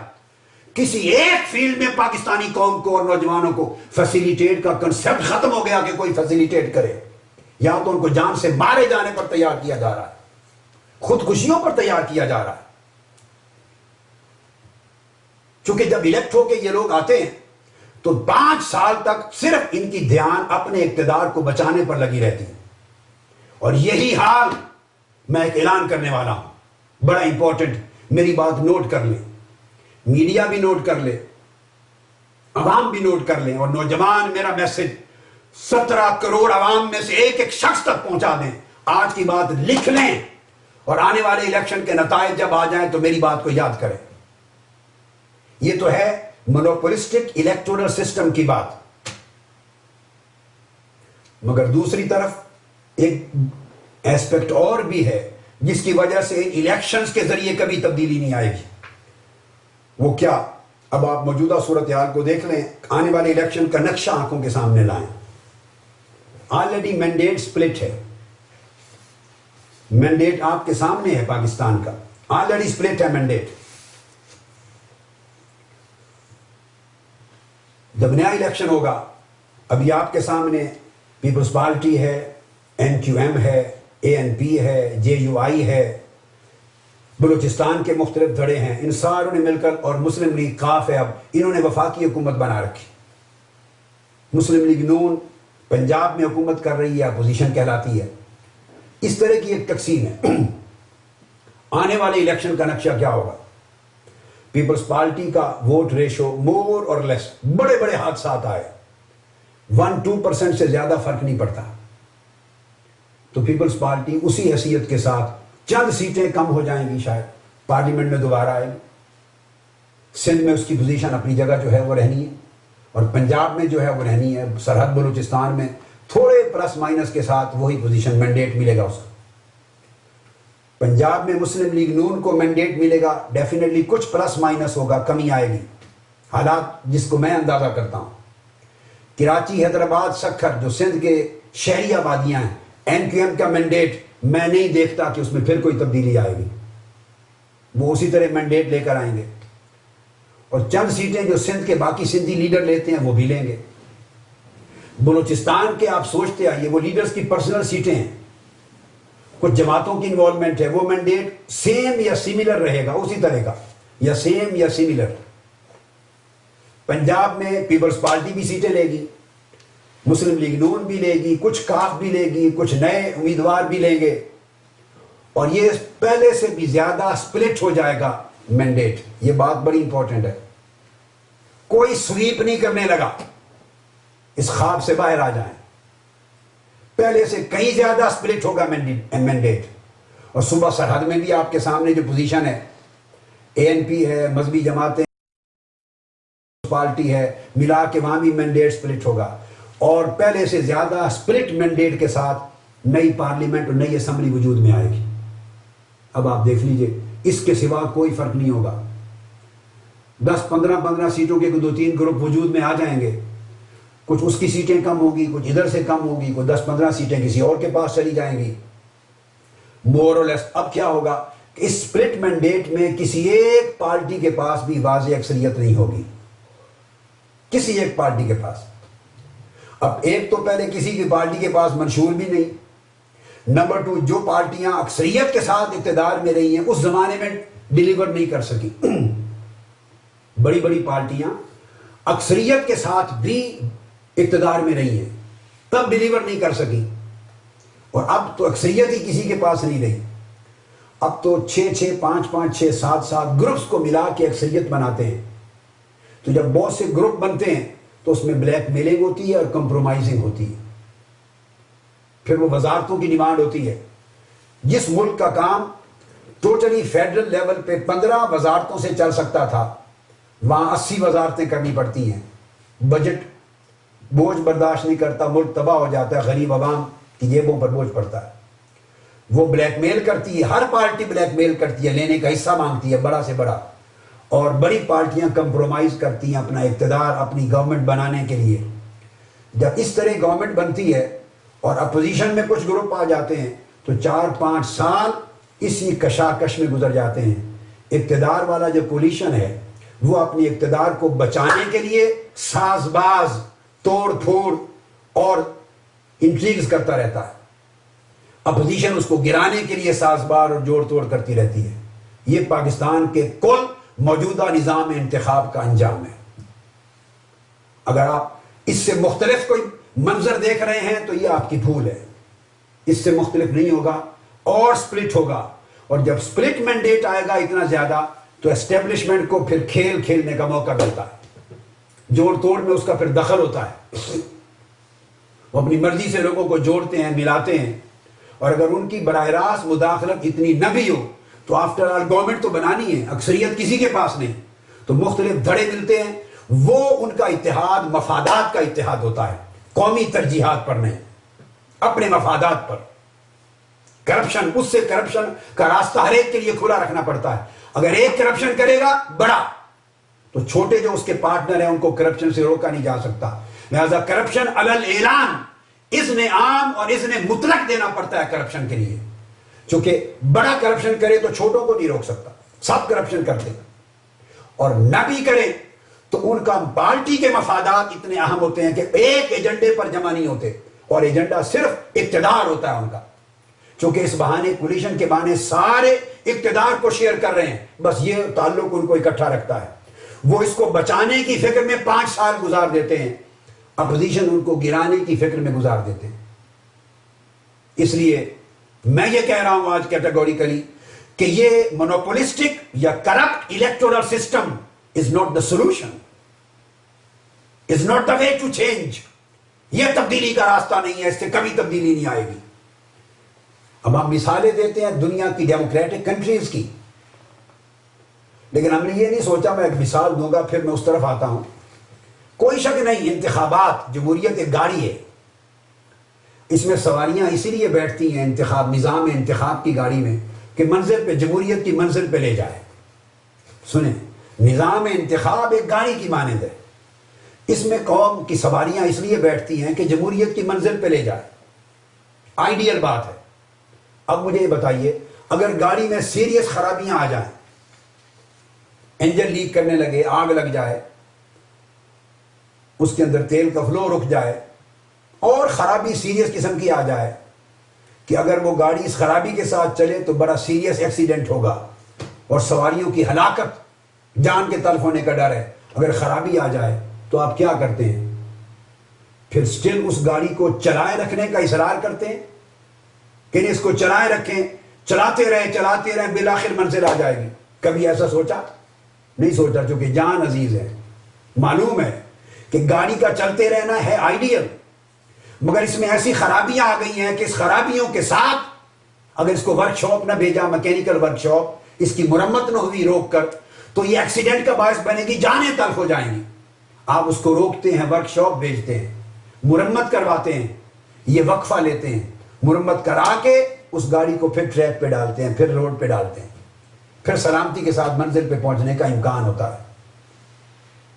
عزیزان محترم اور پوری پاکستانی قوم کے غیور افراد میری بات سن لیں کہ نظام انتخاب کی گاڑی جس کے ذریعے آپ جمہوریت کی ایک آئیڈیل منزل پر پہنچنا چاہتے ہیں، اس میں سیریس خرابیاں آ چکی ہیں، اور آج سے نہیں، بڑھتی جا رہی ہیں پچھلے 40-50 برس سے، اور اب انتہا پر جا چکی ہیں، اور اس گاڑی کے آگے راستے پر سلامتی کے ساتھ چلنے کا کوئی امکان دکھائی نہیں دے رہا۔ میں نے دونوں انالیسس دے دی ہیں، ایک پارلیمنٹ اور اسمبلی کی تشکیل اسی طرح کے لوگوں سے ہوگی، سیم یا سملر میجورٹی، چند چہرے نئے آئیں گے۔ اب 400 کی اسمبلی میں 10 15 20 25 چہرے نئے آئیں گے تو کیا کر لیں گے؟ یہ وجہ تھی جب میں نے ریزائن کیا تھا کہ اسمبلی کا ایسا وجود بیکار ہے، کیونکہ اس اسمبلی میں آواز بھی آپ بلند نہیں کر سکتے، اور کرے گا تو سنے گا کون؟ 400 کی اسمبلی میں 10 15 20 25 افراد اگر ریئلی چینج چاہنے والے آ گئے تو وہ گندے انڈوں میں رہ کر گندے ہو جائیں گے، بے اثر ہو جائیں گے، غیر مؤثر ہو جائیں گے، irrelevant ہو جائیں گے۔ ان کو یقیناً 2 میں سے کسی ایک پڑھنے میں جانا ہوگا اپنے سیاسی وجود کے لیے، یا گورنمنٹ میں شامل ہونا ہوگا۔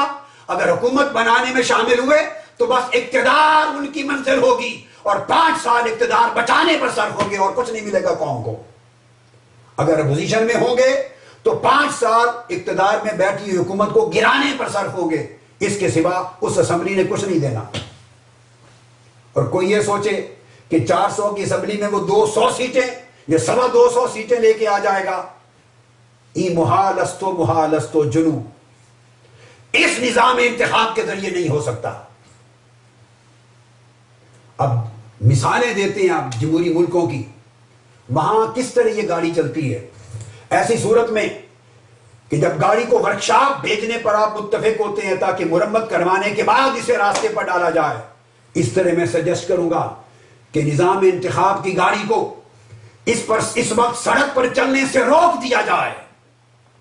اور روکے گا کون؟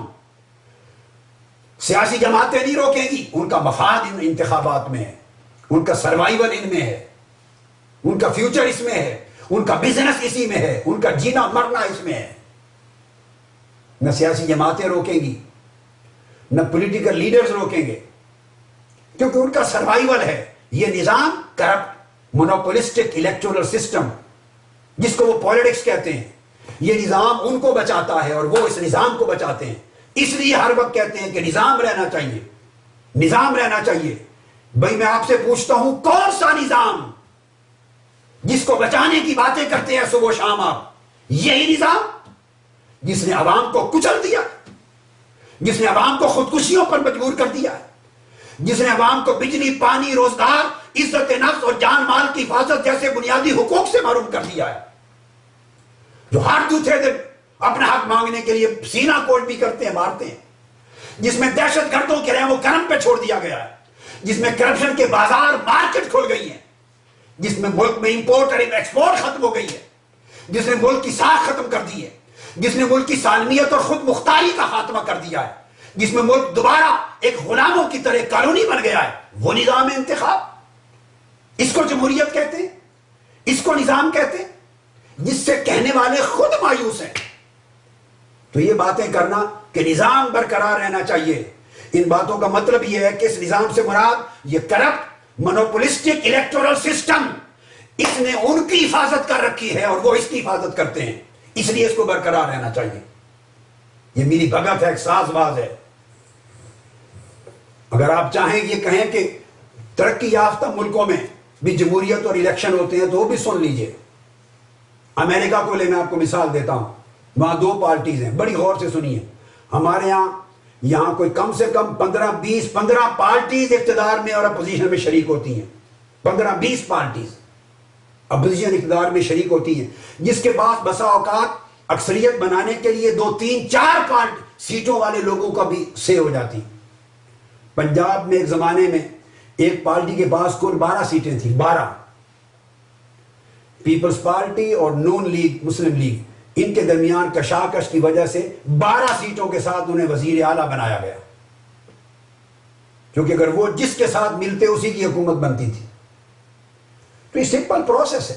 کبھی سادہ اکثریت کے لیے 5-7 سیٹیں چاہیے ہوتی ہیں تو 5-7 سیٹوں والے بھی بلیک میل کرتے ہیں اور اپنی ڈکٹیشن دیتے ہیں.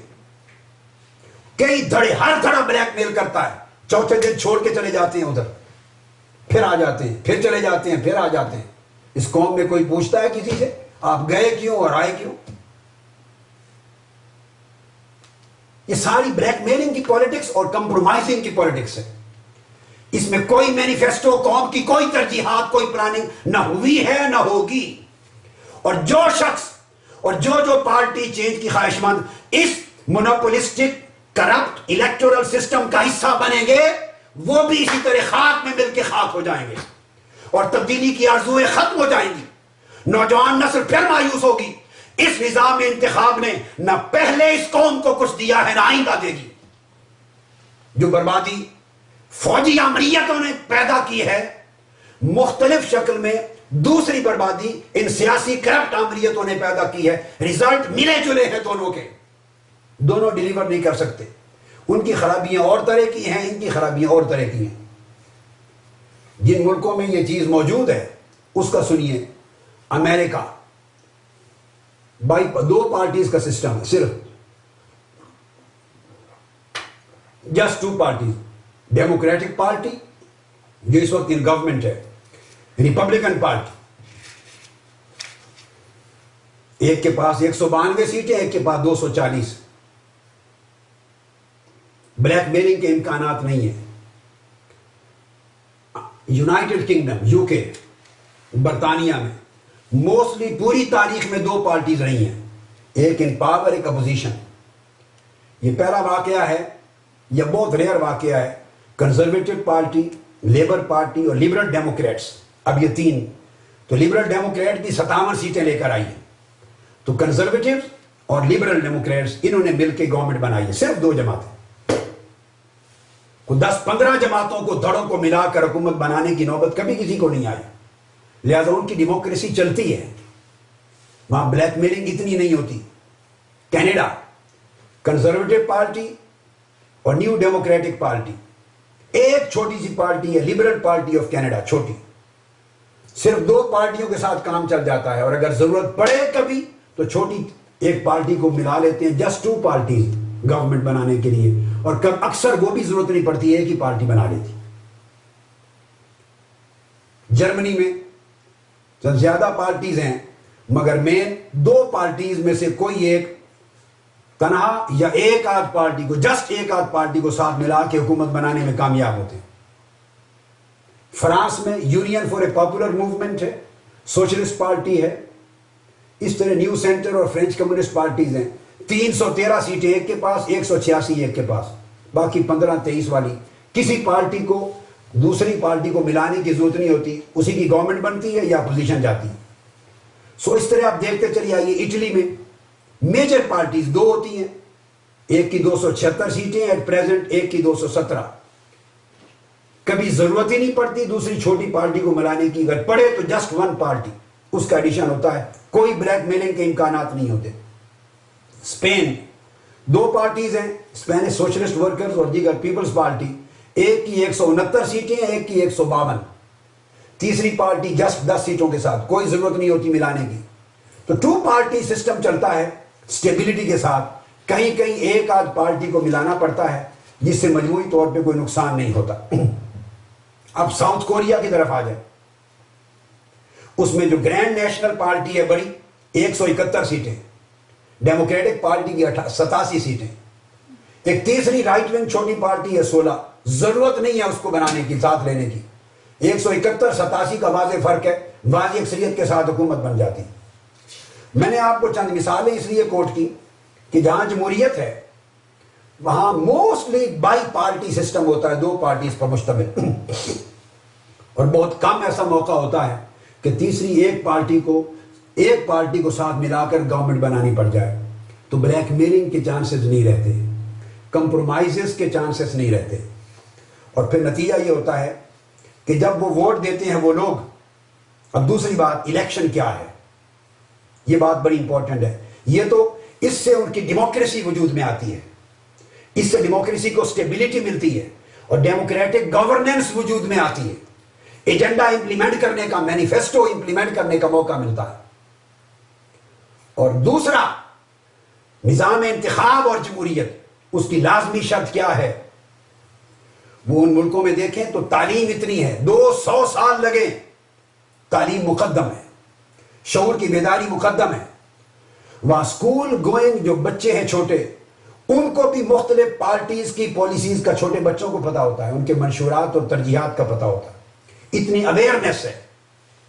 میں اس لیے سمجھا رہا ہوں کہ ووٹر کو ووٹ ڈالتے ہوئے پتا ہے کہ میں کس کو ووٹ دے رہا ہوں اور میرے ووٹ سے کیا چینج آئے گی، اس کو پتا ہے میرے ووٹ سے کیا چینج آئے گی۔ ایک ووٹر مغربی دنیا میں یا جمہوری دنیا میں جب ووٹ دیتا ہے، اس کو پتا ہے کہ جس پارٹی کو میں ووٹ دے رہا ہوں اس کی ہیلتھ پالیسی کیا ہے۔ مجھے آپ بتائیے، جتنی پارٹیز آپ پورے پاکستان میں لے کے بیٹھے ہیں جو الیکشن میں جائیں گی، آپ میں سے کسی کو علم ہے ان کی ہیلتھ پالیسی کیا ہے کسی پارٹی کی؟ کوئی بتا دے، کوئی ہو پالیسی تو بتائے گا۔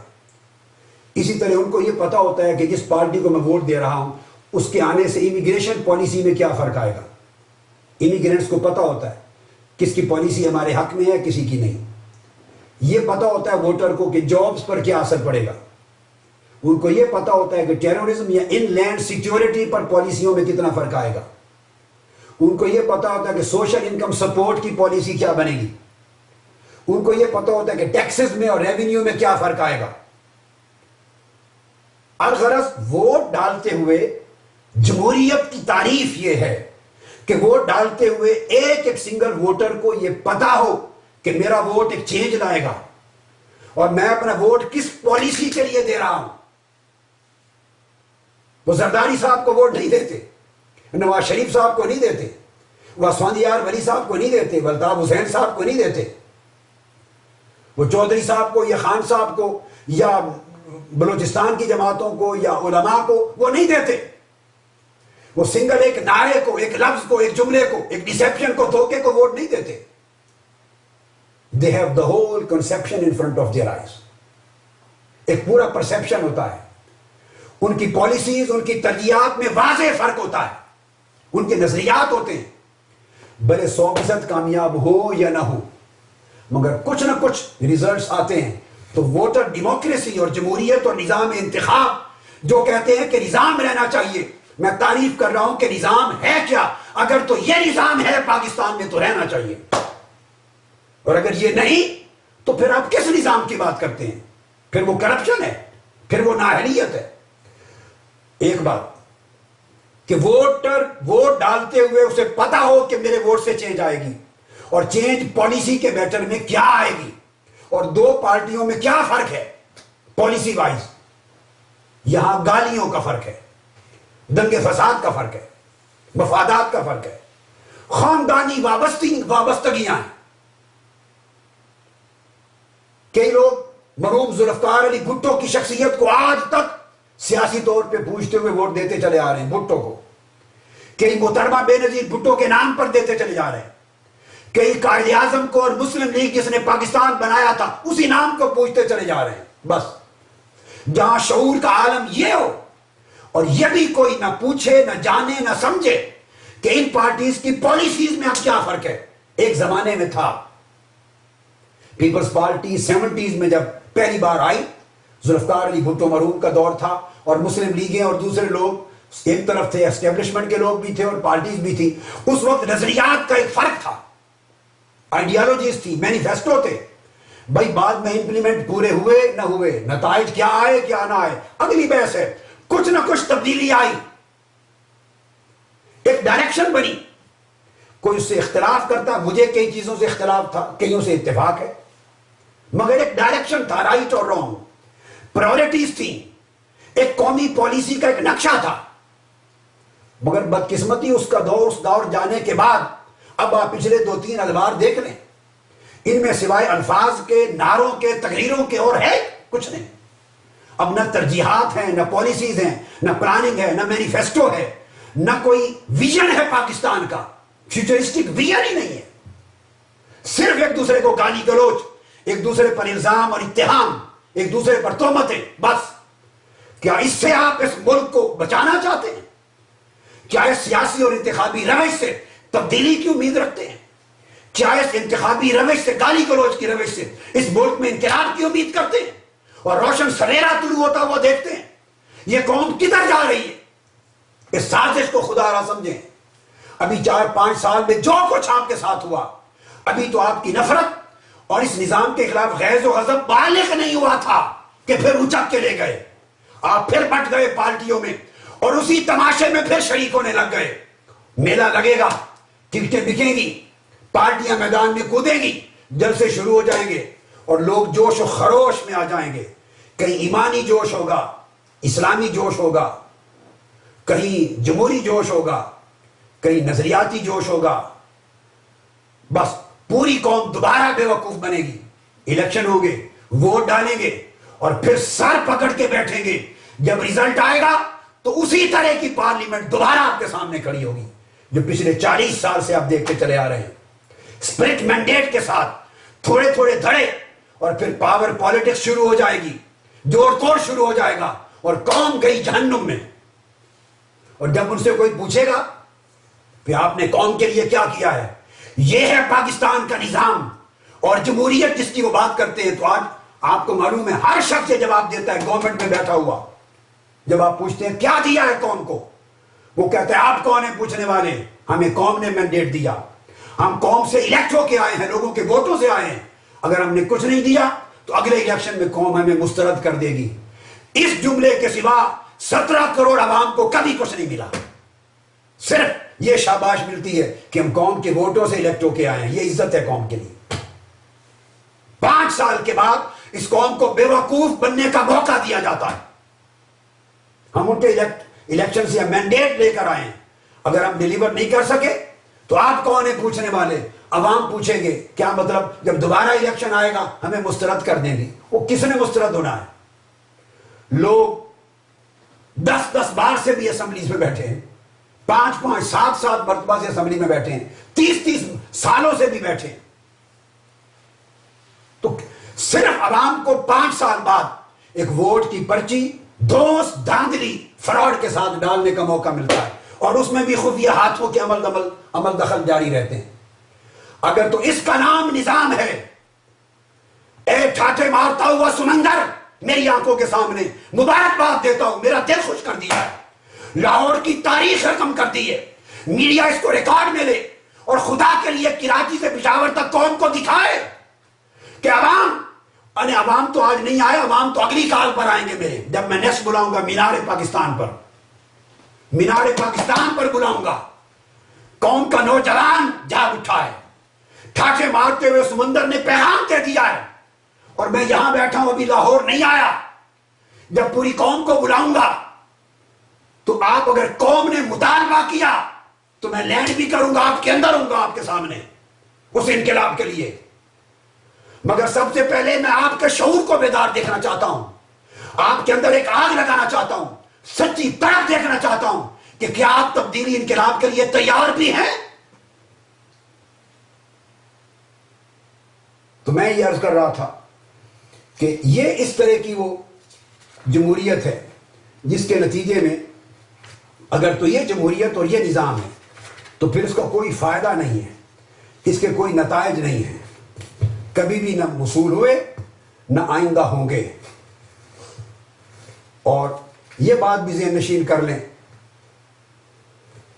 کہ چینج تو اس راستے سے نہیں آ سکتی۔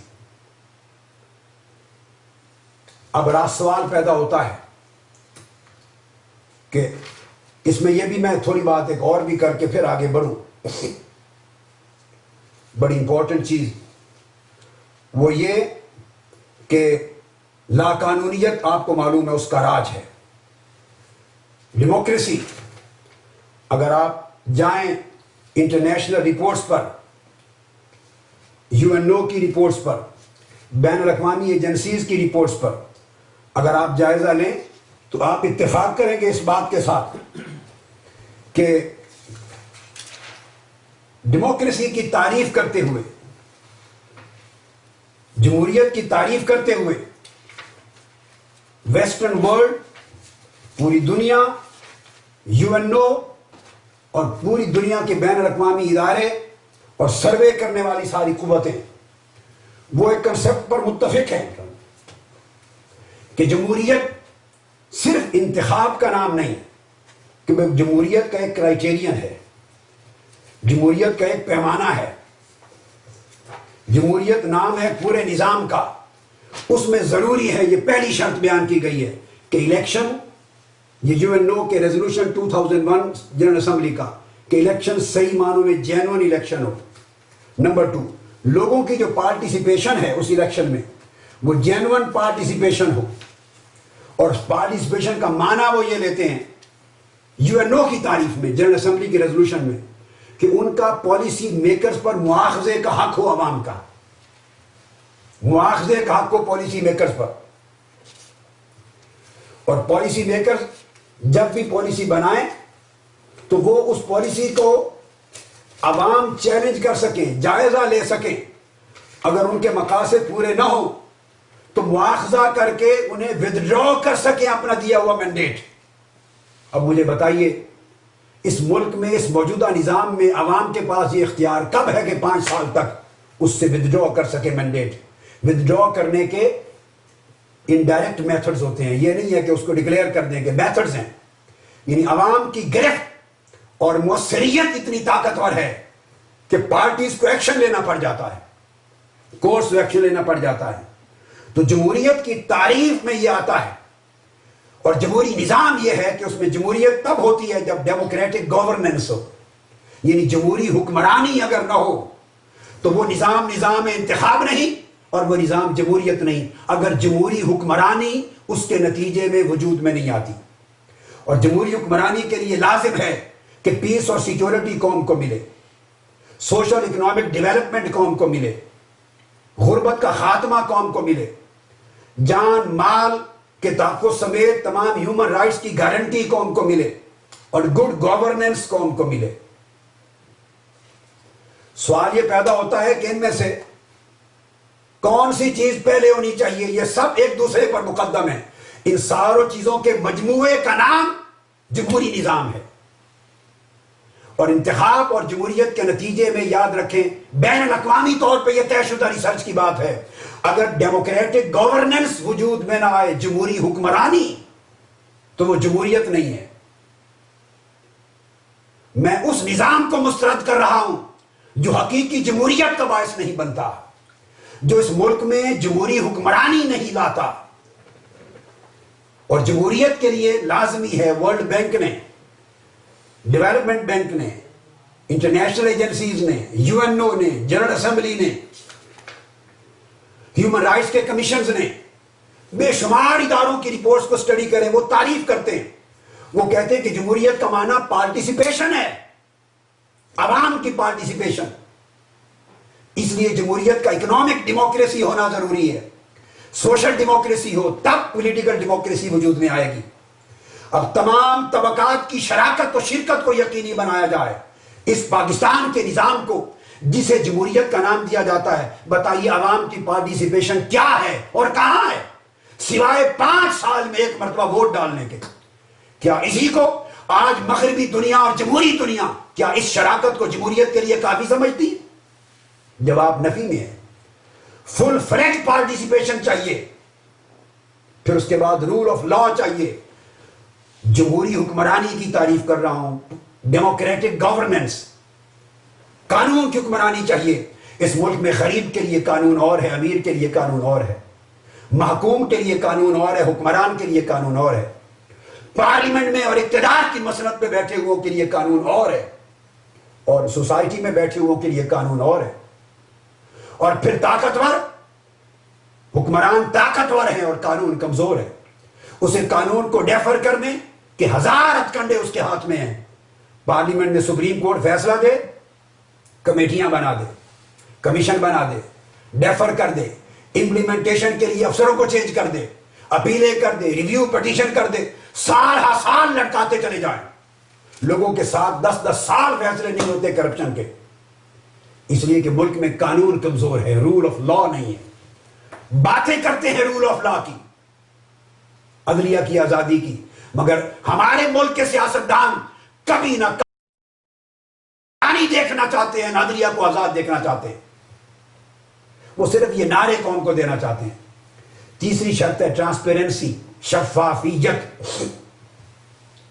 جن ملکوں میں جمہوریت ہے وہاں میڈیا کے ذریعے، پرنٹ میڈیا کے ذریعے، پارلیمنٹ میں ہر ایک کو ایک ایک چیز کی خبر ہوتی ہے، کیا ٹرانزیکشنز ہو رہی ہیں، کیا ڈیسیجنز ہو رہے ہیں، کیا پالیسیز بن رہی ہیں، ہر ایک شہر کو چیلنج کیا جاتا ہے۔ یہاں فکسڈ میچ ہوتے ہیں، مل جل کے کھیلا جاتا ہے، حد بندی ہے، اس حد کو کوئی کراس نہیں کرتا تاکہ اس کے مفاد کو نقصان نہ پہنچے۔ حدوں کے اندر گالی گلوچ بھی ہوتی ہے، دنگا فساد بھی ہوتا ہے۔ پھر اس کے بعد ایکویٹی ہوتی ہے، عدل و انصاف ہے، عدل اور انصاف ملے، یعنی تمام لوگوں کو اپنی زندگی کے حالات کو بنیادی ضروریات کی روشنی میں ترقی دینے اور اپنی سوشل اکنامک ڈیولپمنٹ کے برابر اپرچونٹیز اور برابر مواقع دیں۔ یہ جمہوری حکمرانی کی تعریف ہے۔ پھر اس میں اکاؤنٹیبلٹی ہے، اور اکاؤنٹیبلٹی کا مطلب یہ ہے کہ جو ڈیسیژن میکرز ہیں اور policy makers, civil society in کا مواخذہ کر سکے۔ میں پرویز مشرف صاحب کی اکاؤنٹیبلٹی کی بات نہیں کر رہا ہوں، عوام مواخذہ کر سکے۔ یہاں تو یہ عالم ہے کہ اگر سپریم کورٹ نے کسی کی سند کو جعلی ڈکلیئر کر دیا اور وہ جھوٹ بول کر ووٹ لے کے آیا تھا تو 3 مہینے کے اندر اسی حلقے سے دوبارہ جیت کر انہی لوگوں سے دوبارہ پارلیمنٹ میں پہنچ جاتا ہے۔ کیا مواخذہ ہے؟ یہ تو بھیڑ چال ہے۔ 1000 ہتھ کنڈے ہیں طاقتور مالدار لوگوں کے پاس، لوگوں کے ووٹ خریدنے کے، زمین خریدنے کے۔ کوئی آزادی رائے نہیں۔ آزادی رائے اس کو کہتے ہیں fair and free expression of opinion, کہ مغربی دنیا میں شوہر کو معلوم نہیں ہوتا کہ اس کی بیوی کس کو ووٹ دینے جا رہی ہے، دونوں ووٹ دینے جاتے ہیں، ڈسکس بھی نہیں کرتے۔ شوہر دوسری پارٹی کو ووٹ دیتا ہے، عورت کسی اور پارٹی کو دیتی ہے۔ والدین کس کو ووٹ دے رہے ہیں اولاد کو پتہ نہیں ہوتا، وہ ان پر انہیں کمپیل نہیں کر سکتے۔ کولیز کو کولیز کا پتہ نہیں ہوتا، خاموشی سے جا کے ووٹ دے آتے ہیں۔ ایک شخص دوسرے کی رائے پہ اثر انداز نہیں ہوتا۔ پاکستان میں جس کو آپ نظام کہتے ہیں اس میں یہ خوبی ہے۔ پولیس اثر انداز ہوتی ہے، تھانے دار، ایک ماحول بنایا جاتا ہے، میڈیا اثر انداز ہوتا ہے امیدواروں کے لیے، اسٹیبلشمنٹ اثر انداز ہوتی ہے، ڈی سی او اثر انداز ہوتا ہے، ایس پی، تھانے دار اثر انداز ہوتے ہیں۔ غنڈے پالے ہوئے ہیں بڑے بڑے طاقتور لیڈروں نے اپنے حلقوں میں، ان کی بندوقیں اثر انداز ہوتی ہیں، کئیوں کو ہمیشہ کے لیے خاموش کرا دیا جاتا ہے۔ 2-4 قتل ضرور کرواتے ہیں اپنے حلقوں میں تاکہ باقیوں کو سبق مل جائے۔ پیسہ اثر انداز ہوتا ہے، اور لوگوں کے شعور کا عالم یہ ہے، وہ کہتے ہیں کھمبے بجلی کے لگوا دیں۔ ووٹ الیکشن کا اعلان ہوتے بجلی کے کھمبے بچ جاتے ہیں، سڑکوں کے لیے اینٹیں شروع ہو جاتی ہیں، نالیاں شروع ہو جاتی ہیں، آٹے کے تھیلے تقسیم ہوتے ہیں، روزگار جعلی ملتے ہیں، پیسہ بانٹا جاتا ہے۔ یہ اس ملک کا الیکشن ہے، یہ نظام انتخاب ہے، اور اس کے نتیجے میں وجود میں آنے والی شے کو جمہوریت کہتے ہیں۔ نہ یہ جمہوریت ہے، نہ یہ جمہوری حکمرانی ہے، نہ یہ نظام انتخاب ہے۔ یہ پوری دنیا کے نظام کے خلاف ایک نیا طریقہ ہے جس نے پاکستان کو تباہی اور پسماندگی کے گڑھے میں پھینک رکھا ہے۔ تو اس لیے میں نے کہا کہ اکاؤنٹیبلٹی ہوتی ہے، پھر جمہوری حکمرانی میں ایفیکٹونیس ہوتی ہے، مؤثریت ہوتی ہے، پالیسیز کو دیکھا جاتا ہے کہ نتائج پیدا ہوئے کہ نہیں، 1 ایئر پلان کے نتائج کیا ہے، 2 ایئرز میں کیا ہے، 5 ایئرز میں کیا ہے۔ ہر سٹیج پر لوگ مواخذہ کرتے ہیں، کانسٹیٹوئنسی کے لوگ۔ ٹرانسپیرنسی ہوتی ہے، ہر چیز ان کی آنکھوں کے سامنے ہوتی ہے۔ یہ شرائط اگر ساری جمع ہو تو ان شرائط کے جمع ہونے کو جمہوریت کہا جاتا ہے، اور جمہوریت ڈیموکریٹک گورننس کے بغیر اس کا کوئی وجود نہیں ہے۔ اس کے لیے لازمی ہے کہ لوگوں کو ہیومن رائٹس ملیں، سول رائٹس ملیں، کلچرل ملیں، اکنامک ملیں، پولیٹیکل ملیں، سوشل ملیں، انسٹیٹیوشنز ڈیولپ ہو، طاقت افراد کے ہاتھ میں نہ ہو بلکہ اداروں کے ہاتھ میں ہو، اور گارنٹی ہو ان پالیسیز کی عمل درآمد کی، کوئی کسی کو مرضی سے نہ لگا سکے نہ ہٹا سکے۔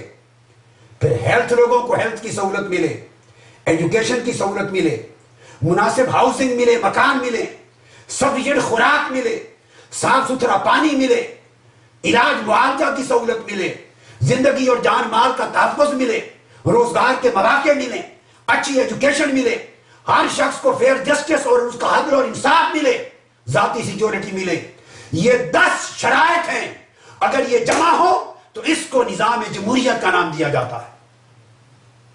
مجھے ان 10 میں سے ایک بتا دیں جو پاکستان میں ان نام نہاد انتخابات کے نتیجے میں قوم کو ملی ہو، یا جسے آپ جمہوریت کہتے ہیں اس جمہوری اسمبلی اور گورنمنٹ نے ان 10 میں سے کوئی چیز دی ہو. ٹرانسپیرنسی کبھی نہیں ملی، لوگوں کو خوراک، ان کا حق روزگار کبھی نہیں ملا. اب تو پانی بھی چھن گیا، اب بجلی بھی چھن گئی، اب آٹا بھی چھن گیا، اب سوئی گیس بھی چھن گئی، جان کا تحفظ نہیں ملا. قانون میں عدل اور انصاف غریب دھکے کھاتا ہے. 20 سال 23 سال میں جب پریکٹس کرتا تھا ایز لائر ڈسٹرکٹ کورٹ جنگ میں، تو میرے پاس ایک کیس آیا. وہ دادے نے دائر کیا تھا، دادے نے، اور دادا مر گیا، باپ مر گیا، پوتا میرے پاس فائل کیس کی لے کے آیا اور سارا پیچھے ہو کے دوبارہ نئے سرے سے اس کیس کو سول کورٹ میں شروع کرنے کے آرڈرز ہو گئے تھے.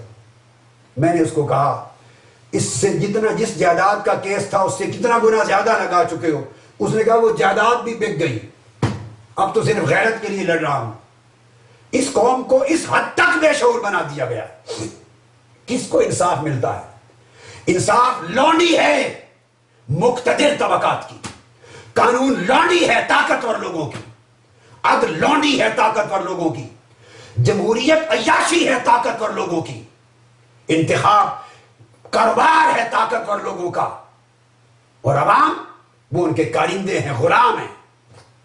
5 سال کے بعد انہیں استعمال کیا جاتا ہے. عوام مشقتی ہیں. لوگوں، میں یہ پیغام دینا چاہتا ہوں کہ جو کچھ اس ملک میں ہو رہا ہے یہ کسی قیمت پر جمہوریت نہیں ہے، اور نہ یہ نظام انتخاب ہے، اور نہ اس طریقے سے کبھی تبدیلی آئے گی. آپ اگر تبدیلی چاہتے ہیں تو اس کا راستہ فقط ایک ہے. اب میں اس طرف آ رہا ہوں. تبدیلی میں نے کہا نہ طاقت اور بندوق سے آئے گی، یہ دہشت گردی کا راستہ ہے. تبدیلی نہ فوج کے ذریعے آئے گی، آمریت کا راستہ ہے. اور میں نے کہا نہ موجودہ نظام انتخاب کے ذریعے تبدیلی آئے گی، یہ کرپشن کھولنے کا راستہ ہے. اب آخری بات سن لیجئے، تبدیلی کیسے آئے گی؟ اس نظام انتخاب کے خلاف بغاوت کے لیے کھڑے ہو جائیے. تبدیلی کا راستہ ہے. مسترد کر دیجئے اس نظام انتخاب کو. اس مونوپولسٹک کرپٹ الیکٹورل سسٹم کے خلاف کھڑے ہوئیے. آپ پوچھیں کس طرح؟ یہ نظام انتخاب آپ کا حسنی مبارک ہے، آپ کے ملک کا. یہ نظام انتخاب، یہ نام نہاد کرپٹ جمہوریت کا نام، یہ آپ کے ملک کا رضا شاہ پہلوی ہے جس کے خلاف ایرانی قوم اٹھی تھی. یہ نظام انتخاب آپ کے ملک کا حسنی مبارک ہے جس کے خلاف مصر کی قوم اٹھی. یہ نظام انتخاب آپ کے ملک کا قذافی ہے جس کے خلاف لیبیا اٹھا. اس نظام کے خلاف اس طرح اٹھیے جس طرح ٹیونس کے لوگ اٹھے، تختہ الٹ دیا. لیبیا کے لوگ اٹھے، تختہ الٹ دیا. مصر کے لوگ اٹھے، تختہ الٹ دیا. اب ایک بات ہے، یا سیاست بچائیے یا ریاست بچائیے. کس کو بچانا چاہتے ہیں؟ سیاست اس نظام انتخاب کے ذریعے قوم سے دھوکہ دینے کا نام ہے. اسے مسترد کر دے. ملک کی سیاست نہیں، ریاست بچائیں، آئین بچائیں، دستور بچائیں، مملکت خداداد پاکستان بچائیں. ریاست اور آئین کو بچانے کا ایک ہی راستہ ہے، اور قوم کے مقدر کو سنوارنے کا اور دوبارہ روشنی دینے کا ایک ہی راستہ ہے، تبدیلی کا، تبدیلی کا، تبدیلی کا. اس نظام انتخاب کے خلاف بغاوت، اس نظام انتخاب کے خلاف بغاوت، اس کرپٹ پولیٹیکل سسٹم کے خلاف بغاوت. اٹھو، کرپشن کے باغی بن جاؤ. اس نظام انتخاب کی سازش کے باغی بنو تاکہ ریاست کو بچاؤ، پاکستان کے آئین کو بچاؤ، اور قائد اعظم کی بنائی ہوئی مملکت خداداد پاکستان کو بچاؤ. جب اس کے ساتھ اٹھیں گے، اس وقت کوئی لیڈر نہیں تھا. لیبیا میں کوئی لیڈر لیڈ نہیں کر رہا تھا، ٹیونس میں کوئی لیڈر نہیں تھا، مصر میں کوئی لیڈر نہیں تھا. ایران میں خمینی بعد میں 15 دن بعد آیا. رضا شاہ پہلوی فلائی کر کے ملک چھوڑ کے جا چکا تھا. لیڈروں کا انتظار نہ کریں. لیڈروں نے قوم کو بانٹ دیا ہے، دھڑوں میں تقسیم کر دیا ہے. یہ کبھی قوم کو یونائٹ نہیں ہونے دیں گے. نظام کے خلاف بغاوت پر قوم خود قیادت کرے. اگر گھر بیٹھ کر مر جانا ہے بھوک سے، افلاس سے اور دہشت گردوں کے ہاتھ سے، تو باہر نکلو، عزت کی موت مرو. اس قوم کو زندہ کرنے کے لیے اس فرسودہ کرپٹ نظام کے خلاف بغاوت کریں. اس الیکشن کو مسترد کر دیں. پوری قوم یکجا ہو کر سڑکوں پر آئے. جب پوری قوم سمندر کی طرح آ جائے گی اور کہے گی کہ ہمیں سازش پر مبنی کرپٹ پولیٹیکل سسٹم اور نظام انتخاب نہیں چاہیے، جب آپ قوم کی طاقت دیکھے گی تو سپریم کورٹ آپ کا قوم کی آواز پر ایکشن لینے پر پابند ہو جائے گی. پھر ایک ایسی حکومت چاہیے جو دیانتدار، معتمد، نالجبل لوگوں کی حکومت 3-5 سال کے لیے آئے، جس کو سیاسی انتخابات نہیں لا سکتے. سپریم کورٹ کی کانسٹیٹیوشنل انٹرونشن، آئینی انٹرونشن کے ذریعے، فوجی نہیں، غیر فوجی اور غیر سیاسی، ٹرسٹ وردی، معتمد، ایماندار، قابل، نالجبل لوگوں کی ایک حکومت چاہیے جس میں ہر طبقے کے نمائندہ افراد لیں. پھر مسلم لیگ سے بھی لیں با کردار کچھ اچھے چہرے، پیپلز پارٹی کے بھی لیں اچھے لوگ، ہر جماعت سے لیں، اور پھر انٹیلیجنشیا سے لیں، معیشت دانوں سے لیں، اور اسی طرح میڈیا سے لیں، پڑھے لکھے ڈاکٹرز، انجینئر سے لیں، ٹیکنوکریٹ سے لیں، بیوروکریٹ سے لیں، ہر طبقے کے قابل اعتماد، صاف ستھرے لباس والے، دیانتدار، ڈیلیور کرنے کے قابل، ان پر مشتمل کیبنٹ اور ایک ٹیم بنے جسے 3 سال کم سے کم یا 5 سال موقع ملے گند صاف کرنے کا، نظام انتخاب کو بدلنے کا، انسٹیٹیوشنز کو مضبوط کرنے کا، اس قوم کے مسائل پر توجہ دے کر ایک نیا راستہ بنانے کا. پاکستان کو نئے سرے سے تعمیر کرنے کا وقت آ گیا ہے، اور نئے سرے سے تعمیر اس فرسودہ نظام انتخاب کے ذریعے نہیں، اس کے خلاف بغاوت کے ذریعے ہوگی. اٹھو، پاکستان کو پھر سے A1 سے شروع کریں، اور اس کو سنوارنے کے لیے ہم فرسودہ نظام کو اس عظیم قومی بغاوت کی شکل میں مسترد کر دیں، تاکہ ریاست بچا لیں، آئین بچا لیں، ملک بچا لیں اور قوم کو بچا لیں. یہ میرا پیغام ہے. اس کے ذریعے انشاءاللہ ایک روشن سویرا طلوع ہوگا. ایک ڈاکٹر مہاتیر محمد چاہیے اس قوم کو ایک ماؤ زیتونگ چاہیے، اور آج کے دور کا ڈاکٹر مہاتیر محمد چاہیے، تاکہ پاکستانی قوم کو ایک وحدت ملے، ایک جہت ملے، سمت ملے، کردار ملے، یونٹی ملے، پلاننگ ہو، ڈیولپمنٹ ہو، ترقی ہو، گڈ گورننس کی بنیادیں رکھی جائیں، اور جمہوریت کے نئے نقش و خد و خال وضع کیے جائیں، نیا نظام انتخاب بنایا جائے، تاکہ نئی قیادت کو ابھارنے کے لیے راستہ ہموار ہو سکے. یہ واحد راستہ ہے میری سمجھ میں. میرا فرض تھا کہ جو اللہ رب العزت نے مجھے سمجھ میں دیا، طویل سوچ و بچار کے بعد میں پورا فکر اور اس کا نچوڑ اور مغز قوم کے سامنے رکھ دوں. میری درخواست ہے میڈیا سے کہ جہاں ایک پوائنٹ آف ویو ہر روز ڈسکس کرتے ہیں، میرا پوائنٹ آف ویو بھی ڈسکس کیجئے. ان اینکرز اور ان لوگوں کو لائیں جو اس نظام سے مایوس ہیں اور اس نظام کے خلاف بغاوت کے حق میں ہیں، انہیں بھی ڈسکشن میں شامل کریں، قوم کو سنائیں. میڈیا مائنڈ میکنگ کا کردار پیش بناتا ہے. جتنی ڈسکشن ہوگی، قوم کے اندر سوئی ہوئی آواز بیدار ہوگی، سوچیں بیدار ہوگی، اور رفتہ رفتہ ایک رائے بنے گی. پھر رائے جا کر کہ ہاں اسی نظام انتخاب سے حاصل کرنی ہے منزل، یا اس نظام انتخاب کو ٹھکرا کر ایک درمیانی وسط مدتی 3 سے 5 سال تک ایک قابل دیانتدار نمائندہ حکومت کے ذریعے کرنی ہے، جو اس ملک کو صحیح نظام دے سکے اور پھر الیکشن کرائے اس نئے نظام کے تحت، تاکہ اچھی قیادت آ سکے. اس کو میڈیا پر ڈسکس کرائیں. نوجوانان محترم، عزیز طلبہ و طالبات، آپ کو مبارک ہو اس عظیم ریلی پر. آپ کے ٹھاٹھے مارتے ہوئے سمندر نے میرا دل خوش کر دیا. میں امید کرتا ہوں میڈیا پوری قوم کو بار بار اس کو کئی دن دکھاتا رہے گا. اس پیغام کو گھر گھر پہنچائیں، لوگوں کا شعور بیدار کریں. یہ بیداری شعور کی مہم کے سلسلے کی اہم کڑی تھی. اس شعور کو لوگوں تک پہنچائیں تاکہ پاکستان کو بچانے اور اپنے وطن عزیز کو سنوارنے کا فریضہ انجام دے سکیں.